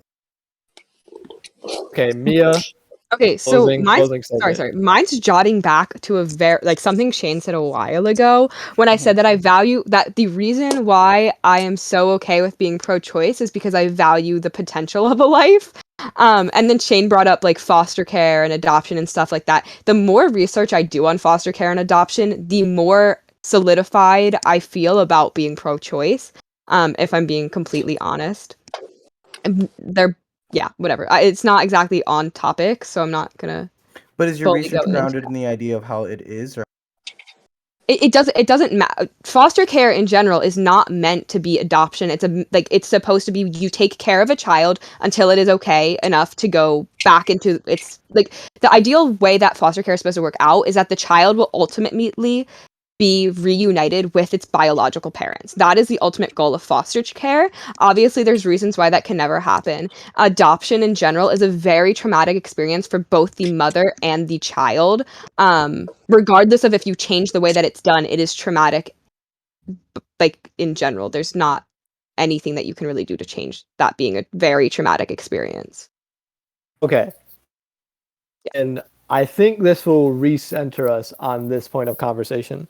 This is a question for the pro-choicers. Mia, you said you value the potential of life. Yeah. And since you value the potential of life, you projecting the future of somebody possibly leading a miserable life is one of the reasons that you are pro-choice, correct? Yeah. It helps build the structure of why you would be pro-choice. Yeah, it's one of the reasons, I guess. Yeah, it's an aspect. So a question I have for the pro-choicers is, if you think abortion is permissible in some cases because of the potential for a child to lead a negative life, then for people who are already alive and already lead negative lives, do you think those people should just off themselves? I'm very adamant in the fact that I'm okay with I think that assisted suicide should be legal when it comes to people who have like terminal illnesses and stuff like that. So if you're talking about something like that, then yeah, I do think that they should be able to off themselves. Okay. What I'm saying, I'm just talking about it's subjective to some degree, I guess. But you're saying like I see pro-choice as a reasonable philosophy about this. And one of the reasons for that is because of the potential of a child leading a negative life. You think the potential of that child leading a negative life acts as a rationale for why you should cut that potential from manifesting into something actual. And if you think that's a valid reason for cutting off that potential, then do you think it's reasonable for people who lead miserable lives to kill themselves? I think that I don't this is so hard to answer. I don't think that people should just kill themselves because they have a bad life. I don't think that people should kill themselves. I think that people should go to other routes and try their best to get help. And should try their best to seek other options before just killing themselves. And should reach out for help. But yeah, I don't know. I don't.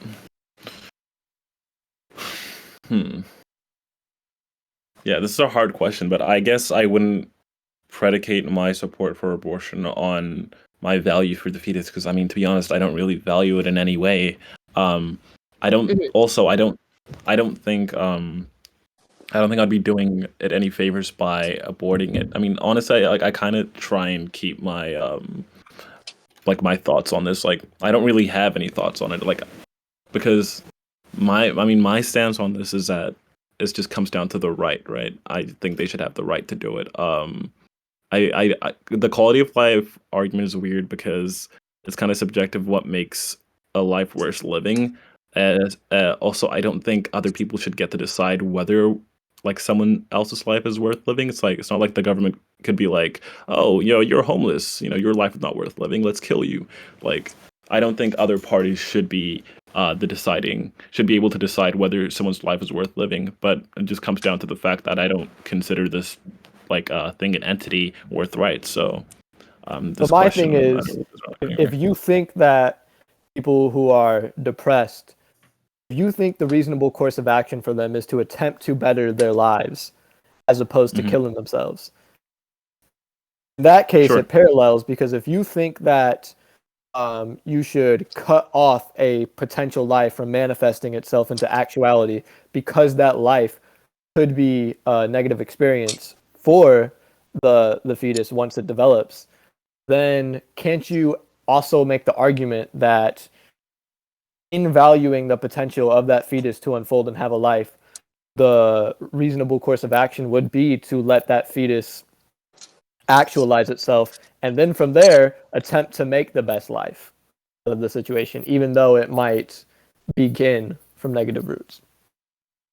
Yeah, like giving it that opportunity to make the decision for itself. I mean, sure, yeah, but like I said, this boils down to the fact that I think the mother's right to choice overrides any right the fetus would have. But I mean, I understand why Mia might have come to the conclusion that a life where someone is put into foster care and they don't get any attention, any fatherly or motherly attention, they're put in conditions where it's really horrid. I mean, they live pretty terrible lives. So I mean, definitely understand how she came to that conclusion.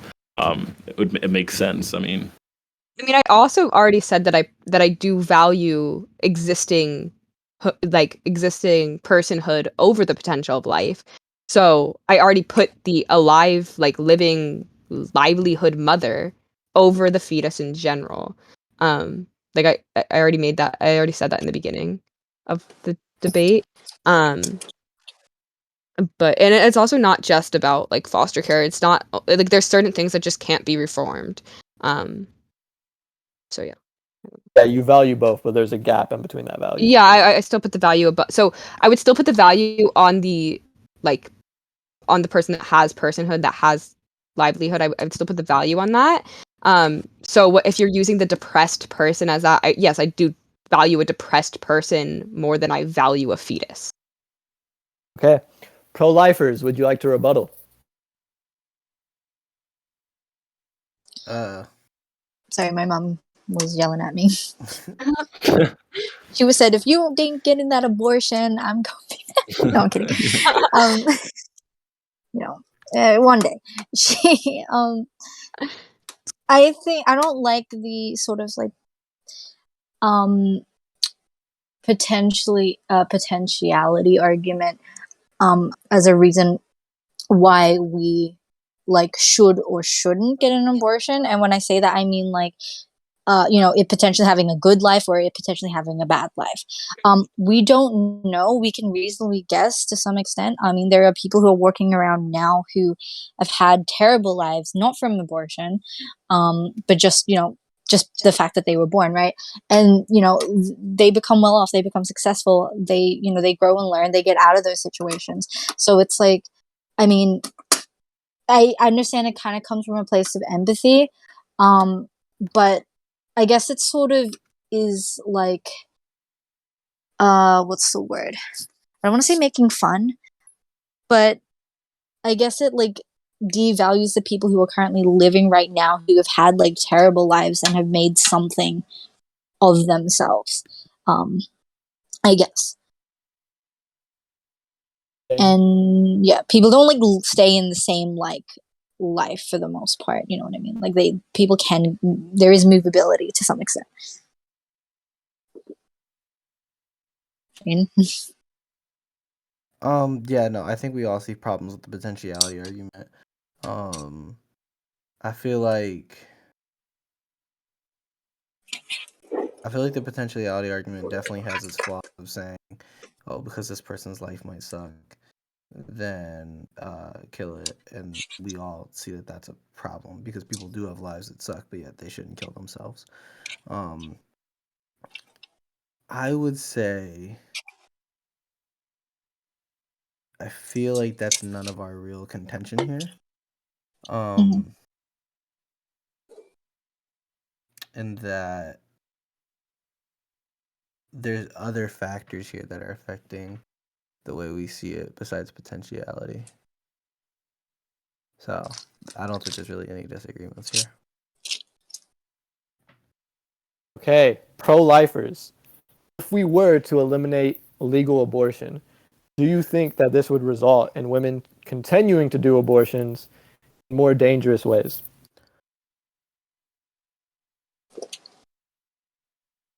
I mean, the statistics show that is like the case.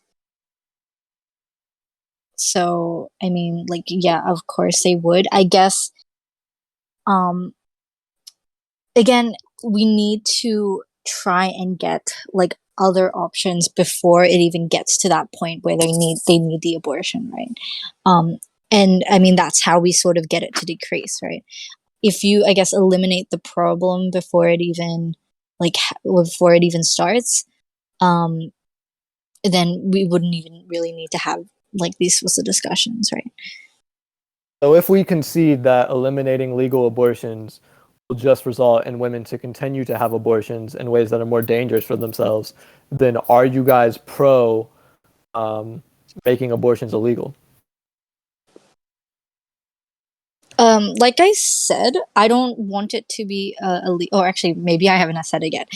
I don't want it to be illegal because for, I guess, the practitioners and the clinicians to do it, it actually has to be like somewhat legal. It can't even be like decriminalized. It has to actually be like legal for them to do it. Um, and that's for, I guess, even the minor cases. So it has to be legal. I guess it comes down to the whether it's a fundamental right for each biological woman um, to have an abortion, and I think that's where the contention really lies. Because then it's the whole choosing whether something lives or dies, right? Shane? I don't. The question's weird to me. Not that it's a bad question. It just shows when people talk about this topic what they think the end goal is, and I don't think that's the end goal. I agree more with Honey on her stance that it's uh, yeah, I don't want to make it illegal. I just want the reasonings be it to, I guess, be semi-valid, and I guess that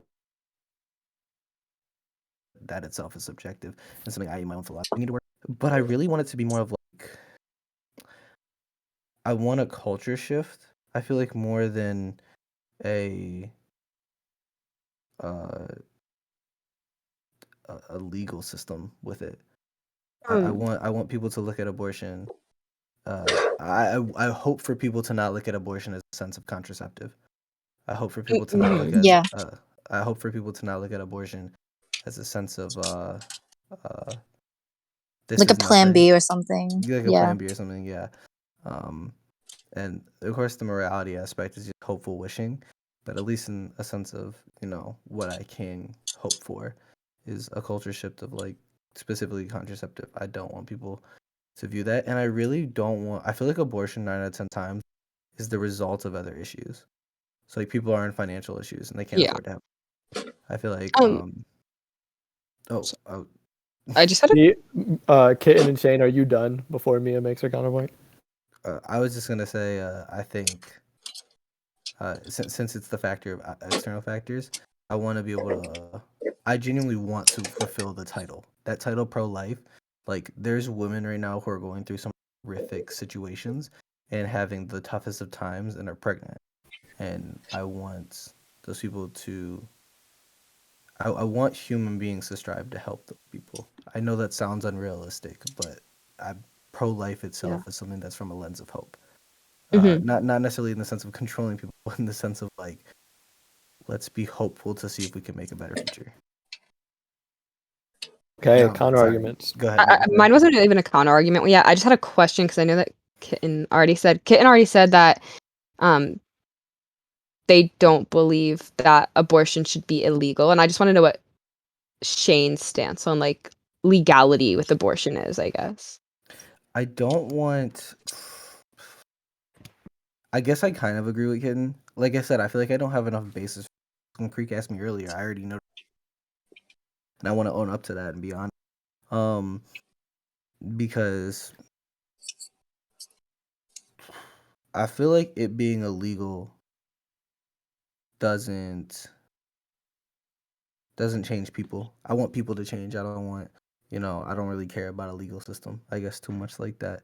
So I feel like I want it to be legal for situations that truthfully. So when you talk about those late term abortions that you had mentioned, dying slowly inside a wall, yeah, I guess in those cases, like, yeah, like, do it because you're gonna slowly die anyways. So, Um, Yes. Is there a discrepancy in value between a fetus and a person? What do you mean discrepancy? Like, is there a difference in value? I feel like that's something I have to figure out. I feel like Kitten maybe has one, and I don't want to speak for her, but would you say that I you would say do? that's different for each individual. Like I wouldn't. I don't want to make a blanket statement. I mean to you personally. For Oh, me okay. personally, no. I think I wish and hope to value fetuses as much as I value persons, but maybe that's also just wishful thinking. Mm. That's something I still feel like I need to come to a conclusion. Yeah, because I was gonna say this argument that you're just gonna be wishful and loving about a future in which people can be more caring and loving, and I mean I agree with you, right, for the most part, but I think it's kind of idealistic. Also, if you value them the same, why is it, I mean, permissible, like for like women to let's abort their babies? I mean, I don't get that. I mean, you because you don't want to make it illegal, but Well, you like I want to said, in this convince people. specific, in this, You want a cultural shift as opposed to a legal shift, right? But what if someone made the same argument about, let's say, another group of people? Let's say like someone was like, "Oh, disabled people, we should probably stop harming them," or like trans people, you know, we should probably let them have rights, but I don't want to make it like a legal thing. You know, I don't want to protect them legally, but you know, let's just like wish for like let's just I feel like hope that's weird. that they I feel like have rights. I got your example. I just thought that was a weird example. How could you have rights and it not be legal? Like but yeah. So like I said, in the sense of I want it to be a discussion between doctors and patients where they genuinely can come to a senses of what's best for both lives and what's best for because I think that's what people should be doing anyways. So like in the specific example that Mia gave, where like a child is being crushed by like bones and stuff, and it's probably not going to make it anyways. Um, like a doctor between or conversation between a conversation between the doctor and the patient should be had in that case. In that case, I feel like I'd be, I guess, having an abortion. Like I said, I don't know if I'm still fully sealed on any of those stances. I feel like right now where I'm at with it is I do see a fetus as life, and I would love for that life to exist because I don't value. I choose not to value. I know some people argue like pro-birth people argue off like instrumental value, but like I don't choose to value based off personhood because if a person suddenly stops, uh, they stop acting on those personhoods or those like characteristics. I don't stop. You know, I can walk Why away not? from you. I don't walk away from you, but it's like I don't stop valuing. Like if a Why? person's whole characteristic changed, I wouldn't just Mm, Okay, hold on. walk. There's a difference between a characteristic shift and the loss of character. If you don't have character, I mean, are you really a person? If you're just a blank slate and you don't do anything, you don't think, you just do, you have human DNA. If a person is in a coma and they Yes. can't do anything, they're still a human being. They still hold some sense Uh, of I value. agree that they're a human being, but I don't think. Okay, No. so So in you're saying a that person's in a scenario, it coma, I becomes can stab them. no, because that just becomes a legal issue. Because if someone, okay, so the thing with when people bring up this analogy is But if they said the I can't, person. I Let me can. finish. Well, yeah. I mean, if they say you can't, I mean, no. Well, I mean, this isn't like this is just a weird like area because it doesn't really it's not a core of the issue. It's more of like a legal issue, kind of semantical because if someone writes in their will that they don't want to be killed, they've stated that while they were a person, and that like now it's like an legal documentation, so it doesn't make sense for anyone to kill them, right? So that's where I would say like the protection for the person comes legally. Um, but I don't. If you ask me if you're asking me if I value a human being that's completely blank of any like a thing we would consider like So if a to make baby is someone a born person. straight into a coma, Hmm. its entire time while it's in it can just be killed. I mean, it can be killed. I mean, whether it's right or wrong to kill it is Is it another right question. to That kill it? I definitely don't. Freak. Okay, I definitely don't. I mean, Are yeah, you saying it would whatever. be right to kill that? First of all, that's like these questions. Like these are the sort of questions that I think are really unproductive because I mean, this is like First of all, this wouldn't happen. Okay, Creek, this you is like not an. no, because the issue with it is, Creek, you asked me earlier why should you value it, and now I'm trying to find your basis of value. Like, I mean, I Okay. don't value it. I'll be honest. I like, what is there to value? I think like it's kind of like speciesist to be like, I value this thing just because of the fact that it's human DNA, and you try to justify it through human like tribalism. And you're like, we care for each other because we all have the same, we're all from the same group or whatever, right? But that's like not like that's not a Okay. justification based on any like philosophical reasoning. That's just like you basically explaining the psychology behind human nature, right? So I don't really I understand how have that's. a separate question then, because like this is just like what's popped in my head. So we obviously know that like when we die, we have like specific rituals, i.e. a funeral, or whatever it is in your culture, to mourn the dead. I guess what I'm saying is that like we, at least in the Western world, our culture, we do give them dead people, right? We give them some sort of right as they're dead. You're not allowed to go to some like graveyard and kick over stones. You're not allowed to like you can't just do anything with their dead body, right? It has to be properly like taken care of.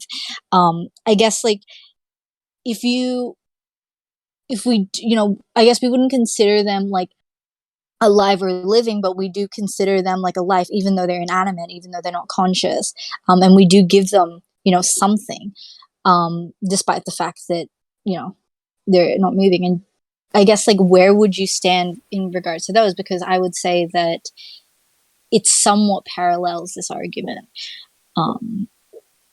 right? Because we're Yeah, giving right to sure. something that isn't moving. I'm going to give you guys 3 more minutes before the topic changes. Yeah, I mean, those rights are just based on property, though. So, I mean, I don't think that's based on any value for that human being. I mean, that's just an I object mean, at it that point. is kind of. No, but it is because like the family, like for example, like if you started spray painting on like a gravestone, like I mean, obviously the families would be upset, but like they still place some sort of like value on the fact that it was a person. Sorry. So it's like very much two sides of the coin, right? Something that was and something that is or could be.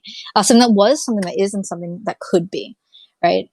I guess if we're going to not value one of those three things, then you'd basically have to like not really That's value the sentimental value, though. rest. That's I like value. oh, That's like valuing a wallet because it was like your dad's or something.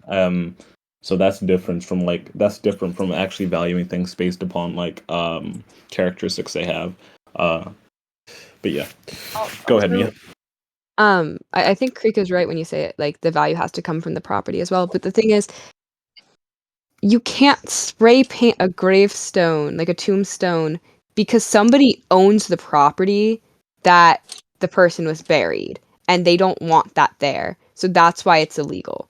Like it's not illegal because the person's dead and it's a respect thing. It's illegal because it's private property and it's a So, business. can And I you can't give Okay, you guys yeah. I can I should give you guys really an be considered unrealistic like hypothetical moral, since but Alan gave us? yeah. In this unrealistic hypothetical, let's say a person can pull the body out the casket without destroying the property at all. If an Is alien, that then. okay then? If an alien, if an alien if pulls an the body alien, out, if an alien can take the body out the casket without disturbing the property at all, and somehow uh, that's okay then because I the mean, property wasn't destroyed, the body was just taken. listen. I mean, I don't know what your intentions with said body is. You know. Um, I okay. Me was like, we need to start there. I mean, no. I mean, like it is kind of important, you know. But I think it's an interesting one. There's, I mean, like I'm trying to think of this in a way that's not like spiritual or religious at all, but honestly, your body moved isn't on. your body isn't really you. Like it's just what holds you. Like whatever. I don't know exactly how to phrase it without it. Yeah, I mean, that's such a good point because when we talk about who you are, I would say for the most part we're talking about your personality and the behaviors that you manifest in the real world, not your body. I mean, that's like the physical Manifestation of how your how your consciousness comes to light. But I don't think anyone would say they value someone because of their body, or I mean, well, some people do. I'm about to say Yeah, some like I was people gonna say do a that's lot of literally that. that is literally how we No, look I at it, do. right? I know I do that.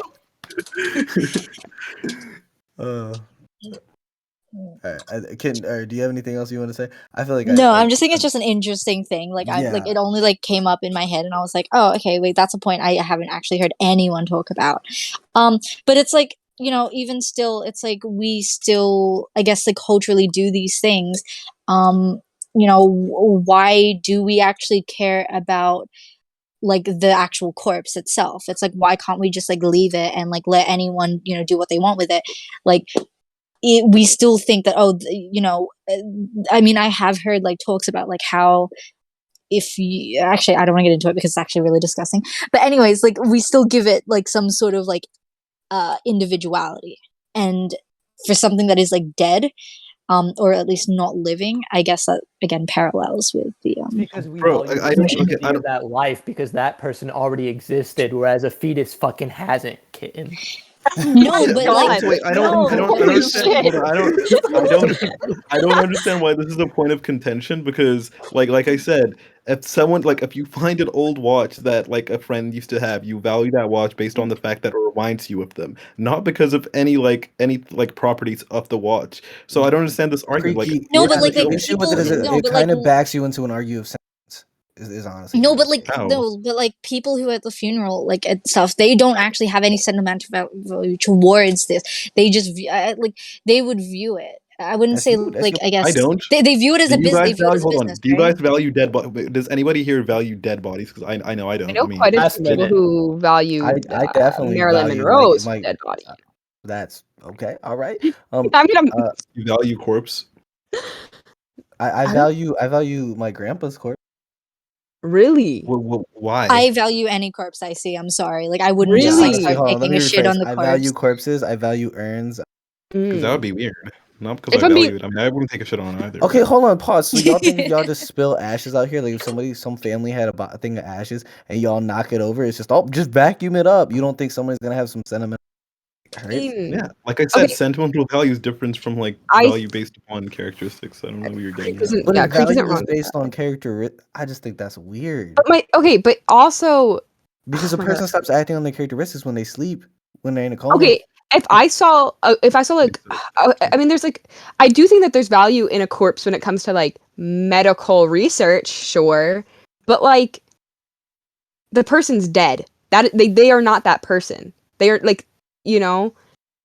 I I think that So if a I hot do like person I died, Yeah, but like for example, right? Okay, For no, example, right? no, There We no, gotta move no, on. no example, no nothing. We done.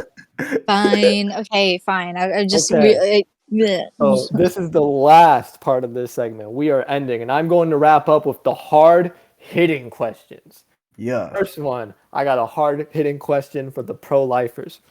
Pro-lifers, why should the government or you or anybody be able to dictate what women do with their bodies? I will let Kitten handle this one first. very I hate this funny. question. It's a really dumb question because, like, I mean, we have laws that like dictate what anyone can do with their body. So it's like it's not a new concept that there are like rules or regulations or laws that prohibit people from doing things. So it's I guess I don't want to make it black and white, but it's like I wouldn't boil it down to only women, you know, not getting a choice with their bodies. It's like uh, I also view like the baby is just so happens to be in that particular woman's body. Like I don't think like it's not like an extension of them in like I guess in some sense it Doesn't matter if is it's in terms of happenstance, DNA. it's real. Doesn't What do matter. you mean it's happenstance? No, but it's like Everything's happenstance, it's kitten. not It doesn't matter. it's not an extension of them. So it's like it's not necessarily like it's within their body, but it's not like part of them, if that makes sense. But again, we have so many rules and laws that dictate what we can do within our bodies. So it's like, Right, it's not I part of would them. say It it's silly. just exists in them. Okay. Mhm. just exist in them. So the government should be able to tell them what they could do with their body, right? So the government should just be able to come and just take their just take their like organs out of their body. It just so happens to be in their body, right, kid? Oh my god. No, but you know exactly what I said. I said that like literally we have so many laws that dictate what we can and can't do with our bodies. So like it's an arbitrary thing. Like I don't think it like are we gonna stop those other laws? Looks that like you you're know circling for around to example me. and like no and it's like like we have if you look at the UDHR, right, we have the right to movement, yet we have prisons. Like I don't really understand like where you're trying to go with this. Hey. I agree. Okay, counter arguments. Creek, Mia, go ahead. Go ahead, Mia. No. Okay. um. Oh, okay. Yeah, sure. I would agree with the idea that the fetus is separate from the mother, but that still doesn't change the fact that it's her body and she can remove any entity within her body, right? Like if someone was inside my house, I reserve the right to remove the house. So, it just makes sense to me. I mean, she also had the choice to not have sex, I guess. So, I Yeah, mean, but she made the choice she to did. have sex, and that's what happened. So, I mean, like, I don't know. It's like an alleviation from some sort of like responsibility. And you basically bargained, and life said, "Well, fuck you." I don't So, agree because I don't know. I mean, some would consider having an abortion to be the responsible action. So I mean, that's just a matter of opinion. I think Yeah, that's like and I have a question too. If some, and this is for you, because you're all over the place. If somebody impedes inside your house uninvited and you don't want them there, and they're not gonna leave, right? You can kill them, right? Like, it's okay. Like if they're not gonna leave, you kill them. no. So No. if somebody just walks into your house and doesn't leave, I wouldn't refuses try to and leave, I wouldn't it's not kill them. No. not I would permissible to get rid of them? it would be for instance to get rid of them. I I wouldn't kill think you're them. rationalizing because you're catching yourself, kid. No, Oh. I I think wouldn't y'all kill are being someone mad because I think it's irrational. That's what still y'all think y'all doing. High it's key. still it's still If somebody, illegal to kill if someone somebody, who's come into your house. Like this is maybe an American thing, but like it's still fundamentally an issue if you're killing because you someone guys just are for a bunch coming of for pussies stepping in into your It's Australia. different house. from threatening somebody with a Because gun. you're a I'd bunch of threaten Hold for up. pussies sure. over Oh, there. I'd for sure If threaten someone them. walks, I'd no, for if sure someone, threaten them no, with a shotgun. if 100% someone threaten them walks with in a my shotgun. house and I don't have okay, if someone walks in my house, I'm gonna get some gunpowder. I'm gonna load up my guns. I'm gonna shoot them. Okay, like I don't know why the fuck. What do you You're have like, a fucking hold on, musket? Whoa. especially yeah, wait, okay, that's the especially. only fucking guns. What do That's you the have? Wait, what do you have a Especially, only. musket? hold on. Especially if that person comes to my house, sits in the lounge, eats my food, takes my energy, uses my power, and they don't even pay for it. They don't Okay, pay. They don't pay at rent. the end of the day, like self-defense do be a thing. Number one. Number two, listen, yes, But the only guns I Mia, fucking you have just is a In this literally, musket. scenario, Mia, is you Hold literally on, just hold proved on. yourself wrong. You Let the just proved moderator yourself speak. wrong. What do you No, mean? let the moderator How speak, did I right? prove myself wrong?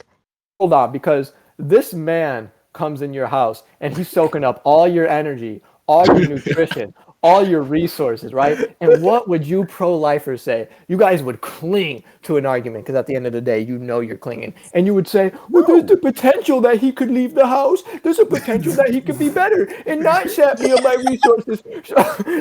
So you shouldn't kill him because you're rationalizing. If a man comes in your house and you don't want him there, you could kill him and it doesn't matter. So if somebody exists within you and you don't want them there, why the fuck shouldn't you be able to get rid of it? Okay, let me tell you the Why problem the where Mia fuck shouldn't you be able to get rid let of me it? tell you where Mia got wrong. Let me tell you why what all of y'all saying is stupid. Okay. Okay. Oh my god. You're talking to a dude who's pro gun, like mad pro gun. Me too. I'm pro guns, kind of, not really, but kind of. I feel like I just said that. Now that people are gonna hear that I'm pro life and pro gun, they're gonna think, "Oh, this guy's a conservative." I promise y'all, I'm black. I'm not. Whoa, so you shouldn't be on our side. Whoa, I'm not even white, bro. He's a traitor. Yeah. But no, Mia, you said self-defense. Is this person in your house coming at you with a knife, or are they just sitting on your couch eating your Yes. food? Hold up. I'm not giving them the opportunity to like even raise a knife at me. Look Like at you. you No, walk. you shouldn't. No, No, you walk in my door, you trespass, you break I feel into like my y'all house. think if somebody I'm gonna walked in your assume house, no, I'm gonna Mia, assume that I you're don't believe you. dangerous. I mean, I I'm gonna don't assume believe something you. dangerous. I mean, yeah, I don't have Okay, any fucking doesn't gunpowder, okay? So maybe No, I'm not Mia, shooting them. Mia, here's the Shane? part where I don't Does believe it, you. I don't believe that your first thing is if some like stranger walks in your door is just. I feel like your first instinct is pull out the gun and say, "Why are you here?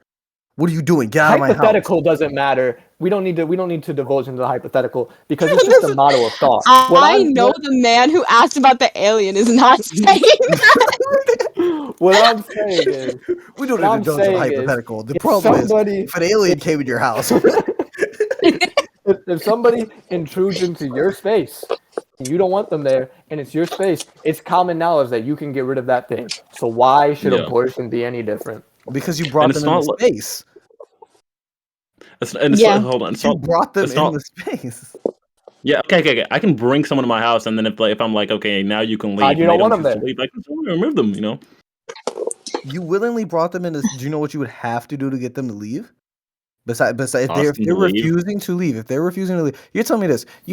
Creek, you bring Alan over. Alan comes over to the crib, right? He come over to the crib. Y'all sit, Okay. y'all do your thing. You get the wine out and all that. Y'all do your thing. But then The wine. right before anything happens, you just like, hey, bro, dip, bro. I need you to leave.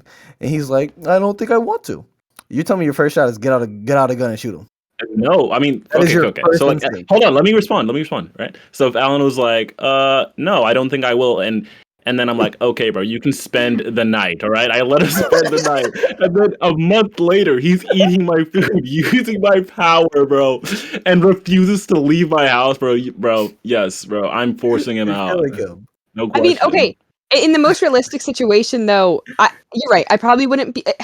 If I invite, there's a difference between somebody walking to my house uninvited and me inviting someone in. If I had invited Alan into my house, if I invite him into my house and then he refuses to leave, it's still like once you like tell someone to leave, it's still technically trespassing. But I would But trespassing yes is not yes, but I would trespassing is probably not a call the legal right to cops. shoot people. Yes, I would probably call the You cops on would him to call get the the fuck out cops. of me. Cool, Well, cool. That's Would call oh, crazy. somebody else to do the service, just like how an abortion works, Shane. Call the cops. Do you know what that means? Hold on. Do you know what calling the cops And is? how about we do abortions? You got to do it yourself. Oh, go ahead. How about Let that Shane then, finish his Alan? point. No, you know what Let calling the Shane finish cops his is? point. Calling the cops is looking into other ways to get this person out of your house. okay, No, calling the cops would be person, getting the doctor to it. hold up. The person is still exiting the house. Like the person is no longer in the house, regardless of if I have the cop do it or if I do it myself. So regardless, if you wanted to analogize it here, regardless of if I got a doctor involved or if I shoved a coat hanger up my coochie, it's out of there. Okay. I was not ready for that. All right. I was not. You got very bold. Imagine Creek, somebody comes into your house, won't leave, and then you kill him, and there's people that say you're wrong, and the reason that they say you're wrong is because they confide in some magical fairy in the sky who hates gay people. Just imagine that's the world we live in. He told me before we did this he was going like that. I'm sorry. I can already see the comments now. The commentator was very biased. But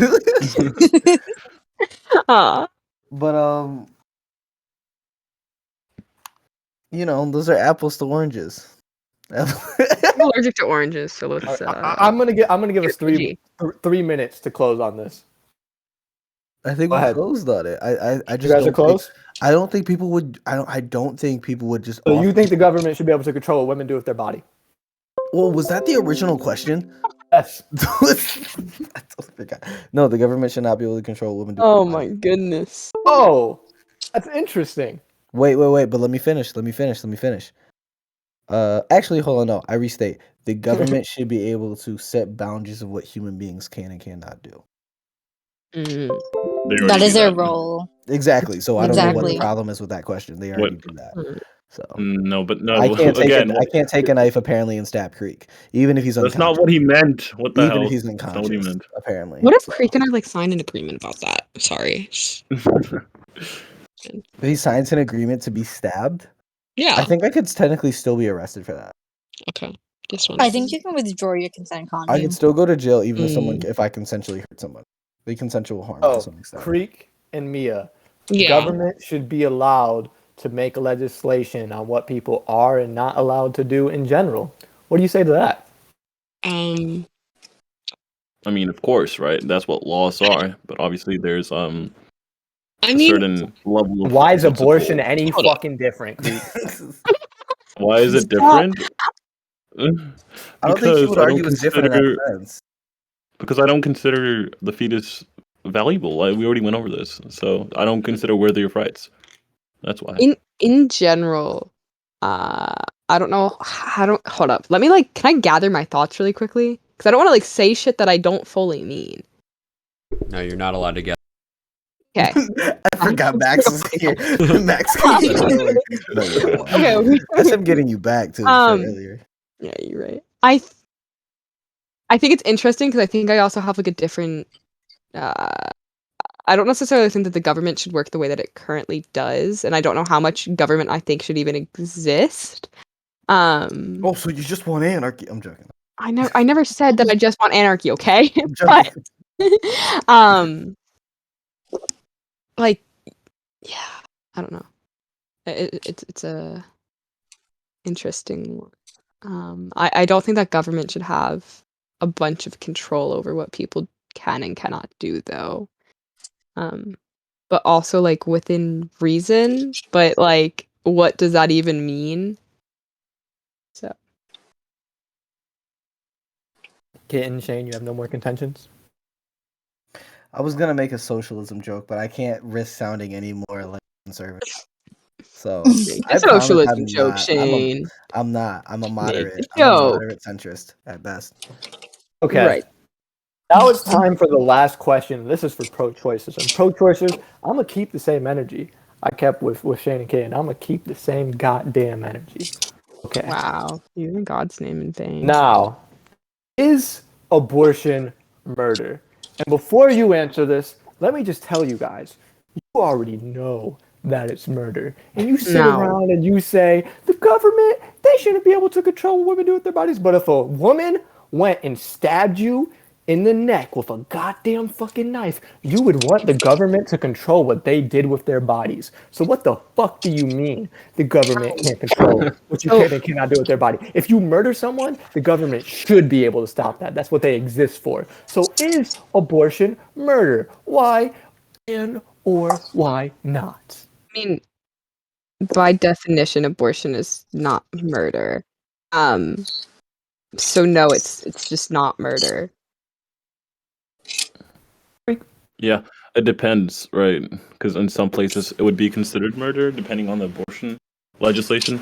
But no, it's not. I guess right now, I would say, I mean, at least where I live, it's not murder. Yeah. I get. Are you asking, what's it called? Is abortion killing a baby? Is that the question you're trying to get at? Yeah. I think it's killing a fetus. I agree. Oh, and that's my question with you pro-choicers.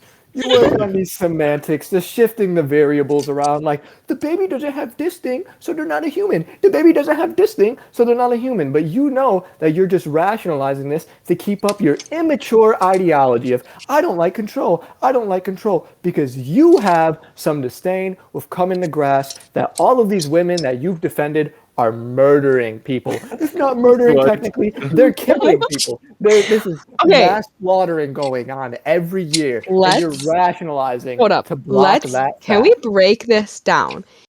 Okay, just because you kill someone doesn't mean that it's murder in general. It's only if it's unlawful, okay? Sure, go ahead. In most if in most places where murder is illegal, there is something that is called self-defense. Right? Where it's kind of like, let me kill this person because they put my life in danger, because they did this, right? So you just fucking kill them. So, I mean, you could argue that it's just self-defense if you really wanted to say it's murder. How brave of you. How brave of you defending yourself against the defenseless. How fucking brave for you. Against the defenseless, it could kill me. This fetus could kill me. And regardless of it killing me, it will wreck my inside. I want to be able to laugh without pissing my pants, okay? What were you saying, Shane? No, I want to hear what Shane had to say. I was I mean, I was just gonna say I think we need to Speak be a up, little. Shane. I was just gonna say I think we need to be a little more realistic because like cases like those are like less than 1% of abortion. Like Okay, but Yeah, abortion sure. okay, Hold okay, on, whoa, hold whoa, on. whoa. financially. We'll, we'll, we'll, 100 timeout. we will get to the counterclaims. I'm challenging them right 100% of pregnancies. Wait, hold up. No. 100%. I'm just trying to think of the wording here. But 100% of pregnancies outcome is a change in the host's body, no Ooh. matter how long that pregnancy lasts. My So problem with you pro-choicers is that you shift around the variables. I It's don't always shift around the you get you get proven wrong on one thing and you just shift the variable and you're like, oh yeah, that's true, but this thing. How about you just stop killing those innocent life forms? Saying it's self-defense because it was defending yourself from what? Something experiencing life, the most sacred thing that we have. And if you don't think that it's sacred, then you wouldn't be living right now. Because I promise all of us have enough pain to just wash ourselves off the earth. But we all feel life to be sacred and we continue to live. And you fucking sap that of children and you're proud to stand behind that because you rationalize. And that's all you Bro, pro-choicers do. Mia, can I give you a just really for- dumb argument? No shade. It's Okay. not your turn yet. Go ahead, Creek. Yeah. I was just gonna say, just because you do something doesn't mean you consider it sacred. I mean, there's a lot of things that I do that I don't consider sacred. So I mean, I mean, I just Because don't you get what do you're this, getting you at. definitely because you exist, you definitely view it as sacred because you go through a lot of suffering, and still at the end of all those suffering, there is a will within all of us to live, and you are cutting something off that has that will to live, devaluing it because it's just potential, but that potential itself is sacred. So why would you cut off something from that sacred potential without a blink of an eye? I don't think it has. I don't think Without it has a blink of will to fucking eye, live. Creek. I mean, but that argument's so like, it's so, I don't know how to like approach it because if we're talking about the will to live, pigs have the will to live, cows have the will to live, like they have the biological incentive to survive and reproduce, right? But we don't pay them any like rights. I mean, we That's kill them in another mass arbitrary bar. It's not. Heartbeat, will to live, consciousness. You keep on You're the pushing one all who these bars bring them. onto it. At the end of the day, it's a You life. bring it It's up. a life at the end of the day, Creek. It's a life, buddy. Oh. We're pro-life around here, bud. It's a life. Okay. I also Now let's- no. Talking about variables though, the freaking pro-life side has all these stupid exceptions. So Whoa, like Agreed. what? Ooh. Okay, so that was the 5 minutes. So Oh, okay. oh my god. I'm gonna be I want to know what Shane was trying to ask. I'm gonna be I was gonna less make a joke argument. pessimistic. It was stupid. I'm gonna Never mind. I'm gonna be less pessimistic. Less challenging, less antagonistic. Kitten, Shane, make your counterclaims, and then we'll go on to freeform. I don't even know what I'm counterclaiming to. I don't know what that entire I just want to know conversation Mia's claim because Mia said that thing. Is where she- abortion murder? And they say no. Okay. Yes, We Is it- think it is. it's Mm. killing an individual. That's not It's the not an definition of murder. individual. But okay. It is an individual. So It's still, What it's is- still what killing. defines So an that's individual? just an arbitrary. That's just an I arbitrary wouldn't semantic. say- Okay. Is killing a chicken murder? It's an individual, right? Technically, because it's an entity that's separate from other Yes. things. Is that murder? Are you You unlawfully would- killing you would this define- chicken? Is cutting down a tree murder? Oh, Shane, unlawfully. I'm joking. I'm joking. Oh my god. I'm joking. Sorry, I'm still hyped up on Alan's jokes. I had a point and it just went over my head because we're like laughing. Sorry, that's me. My bad. Shit, no, it's fine. Like now I'm trying to remember it. I'm just trying to put this damn Is PC abortion together. murder? That's a question. And I said yes. I don't. Why? Why is it a yes? You're gonna hate this, but I think that it's conditionally murder, so I don't think necessarily like I guess the act of doing it I don't necessarily consider like murder, but I think just I guess consciously making the decision would be like I guess where the murder argument stems from, if that makes sense. Like I wouldn't I personally wouldn't label it murder. It's Because I killing. think that implies too many things. I mean, it's killing, yes. I wouldn't say that's murder though, I guess. Okay. Because semantically, there's we can Wait, so is it murder or not? Who like I just said, knows? like it's like I'm just saying, like it's a well, yeah. Like I mean, it's like You said I no, guess like right? I'm kind of saying no ish. Yes. No, I don't know. Shane. Wouldn't you guys concede, Kitten and Shane, that legality aspect is just a meaningless semantic anyways? Like, it's still killing a life that is valuable. Yeah. Like I would say it's a killing. I just like murder is like a legal term. So, Yeah, so rather not it's murder just goes into a pointless semantic. It's still killing. But Okay. but killing and murder aren't even the same thing. So if you're just gonna, then but then it would just be another that variable. legality aspect isn't the point of question right here. We're having a moral discussion. Oh my god. Okay, hold Oh on. my gosh. Okay. But then that's just a variable. Then the variable is just the word that you're using for it still. So it's still just another variable. I don't think this question is getting us anywhere because you're asking if it's killing. Okay, we already think it's a life. So if you're ending a life, sure, it's killing. Okay, but we Why don't is it think okay to that. end that life? well, so I don't know What why the we're so fuck? Because against we hold variables. on. We already went why as we explained as to why we don't consider that life worth more value than the mother's life. We think her rights override the rights of the fetus, which doesn't Yeah. have any rights, right? Yeah. Okay, We then never that's the went point of over contention. that. The only people that went over that was because we said that aspect, and then I said I misspoke. The only people that said that aspect were you. Shane, Yeah. Kitten, Okay. Well, I went over it. go ahead and comment on that. Why Why? What? was your reasoning because it had certain of personhood and characters? As to why? Wait. In relation to what? Why value the mother over the fetus? Why value the mother over the fetus? Mm-hmm. Because it has emergent properties of personhood that I would consider crucial to Like what? rights. I think for the most part it's subjective. I already explained why the philosophical conversation around this is kind of meaningless. But I mean some of the properties that I would consider valuable are the ability to be self-aware, Self-aware. Does the that ability go to along? reason, Those all go rationalize, along with. right? When you say self-aware, wouldn't that be I think that's correlated to sentience. What is sentience? The ability to react to your stimuli. I mean, to react to stimuli. Trees can do that. So, do you value sentient life? Bacteria can do that. And I mean, I value all life. I have different levels of value for different forms of life. And I value personhood the most. That's what it comes down to. I value a dollar bill as a dollar, and I value a $5 bill as a $5 bill. Some things just happen to have more value. Well, I'll start to tie like Alan. Okay, that's interesting. Are we done on that discussion? Thanks. It's weird.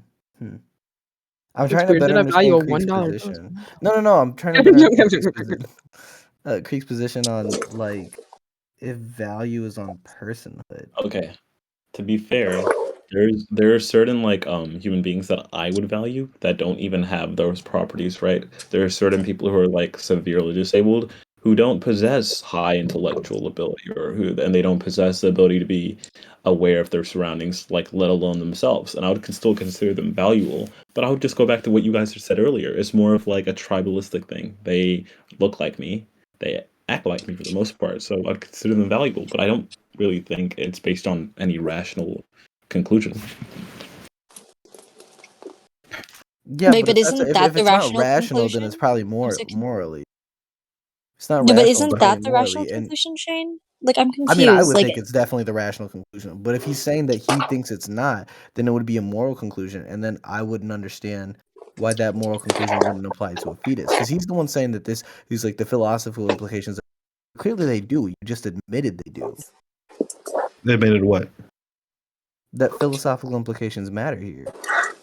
You just said within your own philosophy. They help us insofar as they are able to just give us an understanding of the field. I don't think because philosophy, they're for the most part, in my opinion at least, philosophy is kind of it has no real conclusion for the most part, especially when you're talking about concepts as ambiguous as personhood. So my point is, there's no point sitting around, arguing about is it a person? No, it's not a person. It's pointless. You'll never reach a conclusion. It's all subjective. So. Like I said earlier, it's not worth having that conversation. Yeah, but then Worth my having the point would be, okay, conversation around. if we're talking as individuals, then wouldn't you agree that you are contradicting your own personal philosophy? How am I contradicting myself? Because you just said you have people in your life who you value beyond sentimental value. No, that exactly. Actually, I do think I don't think it's based on reason. I think it's just based upon my biology and just human nature that I value. I'm tribalistic, right? I'm conditioned to value things that look and act like me. So I mean, Wait, condition or if it's a part of our biology? Because conditioning is that's more of a social thing. You wouldn't say you're conditioned. It is part of your condition for it if it's an innate thing. I think it's both.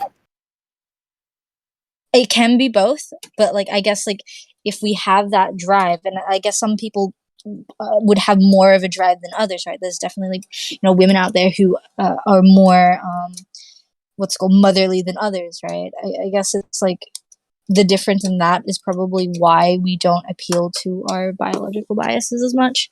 I mean, I'm just curious as to how Is you it guys rational to value someone in a coma?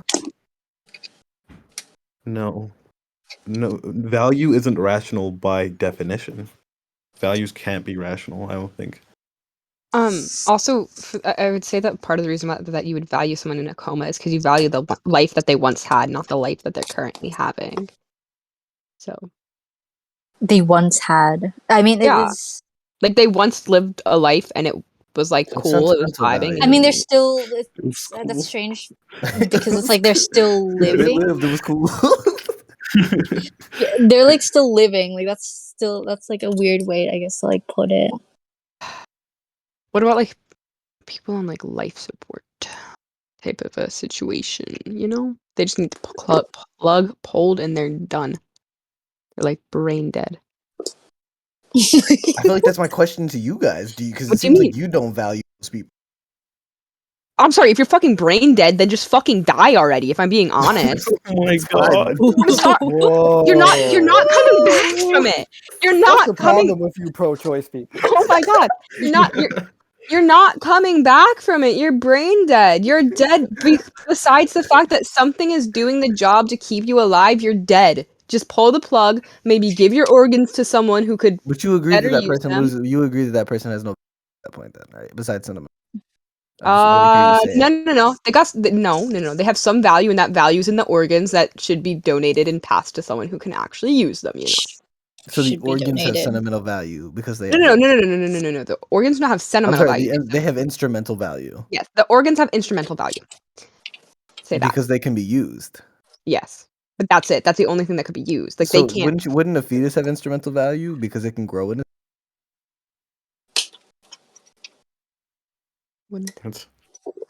If something has the potential to be used, doesn't a fetus then have instrumental value as well? I don't think so. You don't value potentiality. Yeah, exactly. My value on that is not nearly. Value potentiality of organs. When? Mia just did. The organs already exist. Hold up. The organs already exist. The organs are currently doing. Being crafted in the womb. What are you talking about? Yeah, but the organs are currently. The benefit from using them is the potential bit, right? So you're saying you value the benefit that they could potentially provide. No. Instrumental value is the value of something that has a means to a desired or valued end. Bro, in a capitalist society, they just have value based on money. They are worth a lot of money. I mean, I think that's what his argument was. No, I'm talking about organ donation. Her argument was about. Well, also, I would say, I would be putting the value of somebody who needed a lung transplant above that of somebody who is brain dead. I'd be putting that above that. The only way to get a transplant is by someone who is brain dead. It's kind of how it works.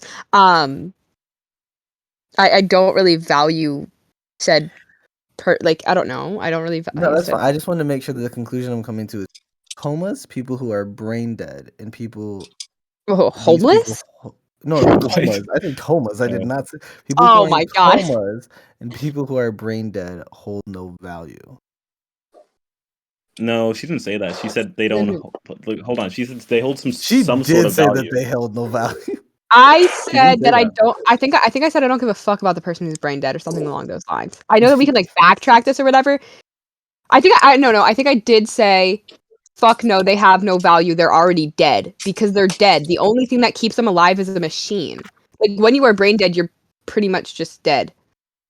Like the only value you have left is in your organs, or the sentimental value where people are like, "Oh, I just want to go say bye to them while they're still alive," but they're not really alive. They can't conceptualize anything. Okay. So Alan, or I don't know if I need anything to Alan. Wrap it up. Okay. We're going to go to our closing points. I'll give each Mhm. side 5 minutes to make their closing statements. Pro-choicers, go ahead.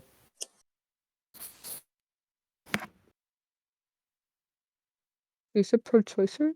Yes.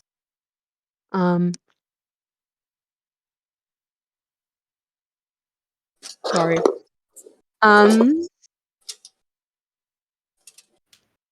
I guess my closing points is, I mean, it's pretty much everything that I've already said, but I value more the, um, I put more value on like the existing being rather than the one that's currently being created. And I just don't think that like outlawing abortion would do any good, as they're just more gray areas that like take place. Mm. Yeah, I think This debate has been a perfect exemplar as to how complex and ambiguous the conversation around abortion is. And I think legislation that could potentially like ruin multiple, if not thousands of hundreds of like women's lives when it comes to their quality of life, their financial situation, and how they position themselves in the world. It's not something to be done lightly, you know. And I think taking steps to make a medical procedure illegal is wrong because it takes away the rights of a woman. So yeah, that's my conclusion. Yeah. And I was gonna say, I also think that the focus shift shouldn't necessarily be on the abortion rather than what's leading up to said abortion. So rather than being so focused on outlawing abortion, people should, and like lawmakers should be more focused on making sure that it's in school curriculums to teach about safe sex and to make sure that those resources are widely available, like condoms are widely available. Any type of like birth control is widely available to everyone, including like more like impoverished areas. Okay. Pro-lifers. I just wanted to say, like, for my closing statement, I agree with what Mia said, because I think in my mind, uh, I don't. This isn't a legal thing. My goal isn't here to be like, let's make abortion illegal, because that's no. I truly would much rather see people practicing safe sex. I want abortion rates to go down. I don't want that to be I don't want that to be a consideration for you. I'd much rather see uh uh a way we can help those who are financially in need. I want people who kids to be practicing safe sex so they don't even get, or people to be practicing safe sex. So pregnancy and abortion, as if they don't want that, they don't have to have that. Let's uh that's what the goal in my mind. Let's have those conversations. And this conversation was edifying. I know it was nice to have a abortion debate that could get jokey. And I feel like people are gonna hear this and think, "Oh, it was just another pro-lifers versus pro-choices." But no, like outside of this, we are homies, and like through disagreements and stuff. Like I got mad love for these people, so that it was cool. It was edifying. Yeah, I agree with again everything that was just said, and I think that's like my main like stance, and I think that's probably why I think I like misconstrued every time I like trying to explain this, but I definitely do agree that like beforehand we need more conversation and we need more education about again safe sex, the consequences of the safe sex, and how to prevent it before it even happens, right? All right. Just up on closing statements. And before we wrap it up, I have the last question for Max. Man's been sitting down waiting. And like I was gonna throw up for about fucking 2 hours, but yeah, let's go. Jeez Louise, Matt. Okay, Max. Yeah. Who do you think won the debate and why? I'm gonna have to say Creek and Mia pulled through and won. Yeah. There's a point Why do you say that? there's a point Mia made in there that I resonate with. That being, it's like, if somebody's gonna get an abortion, they're gonna like do it themselves. Like they're gonna use the coat hanger method and do it themselves. So it's like, it's kind of unavoidable, I feel. And my thing has always been like, you can provide the safe option for it, and rather have not somebody do that than Harm I think reduction. yeah, that's what I'm saying. So yeah, I'm with Creek and Mia.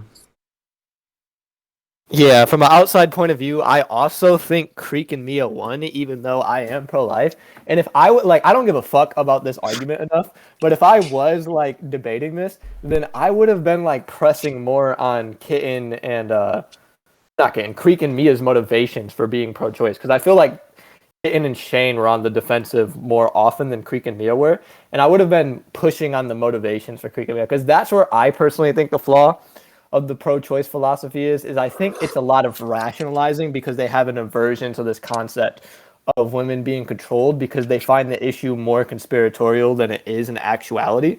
So that's what I would have pressed on more. But I think Creek and Mia, they're just 8 feet ahead of Kitten and Shane, which is crazy because Kitten and Shane like fucking prepared for this shit, and Creek and Mia like this shit like 10 minutes. So Do you know what's so funny? It's because like it's funny because I texted. I'm not even gonna lie.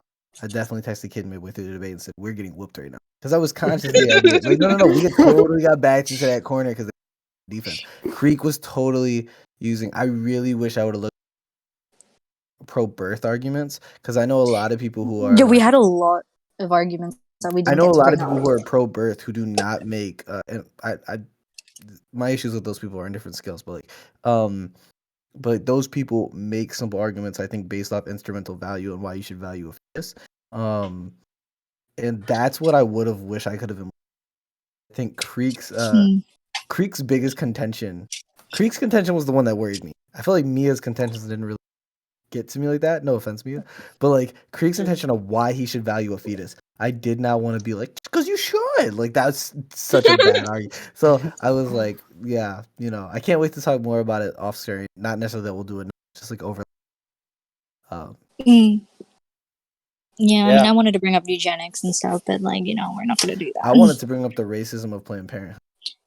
Yeah, I mean, that counts as, I guess, like somewhat eugenics. But yeah, No, you're like, not wrong. You're not wrong. yeah. You're not wrong. You're not wrong. I wanted to bring up Creek and Mia's racism too, but Yeah, well, yeah, God. just in general. Just in general.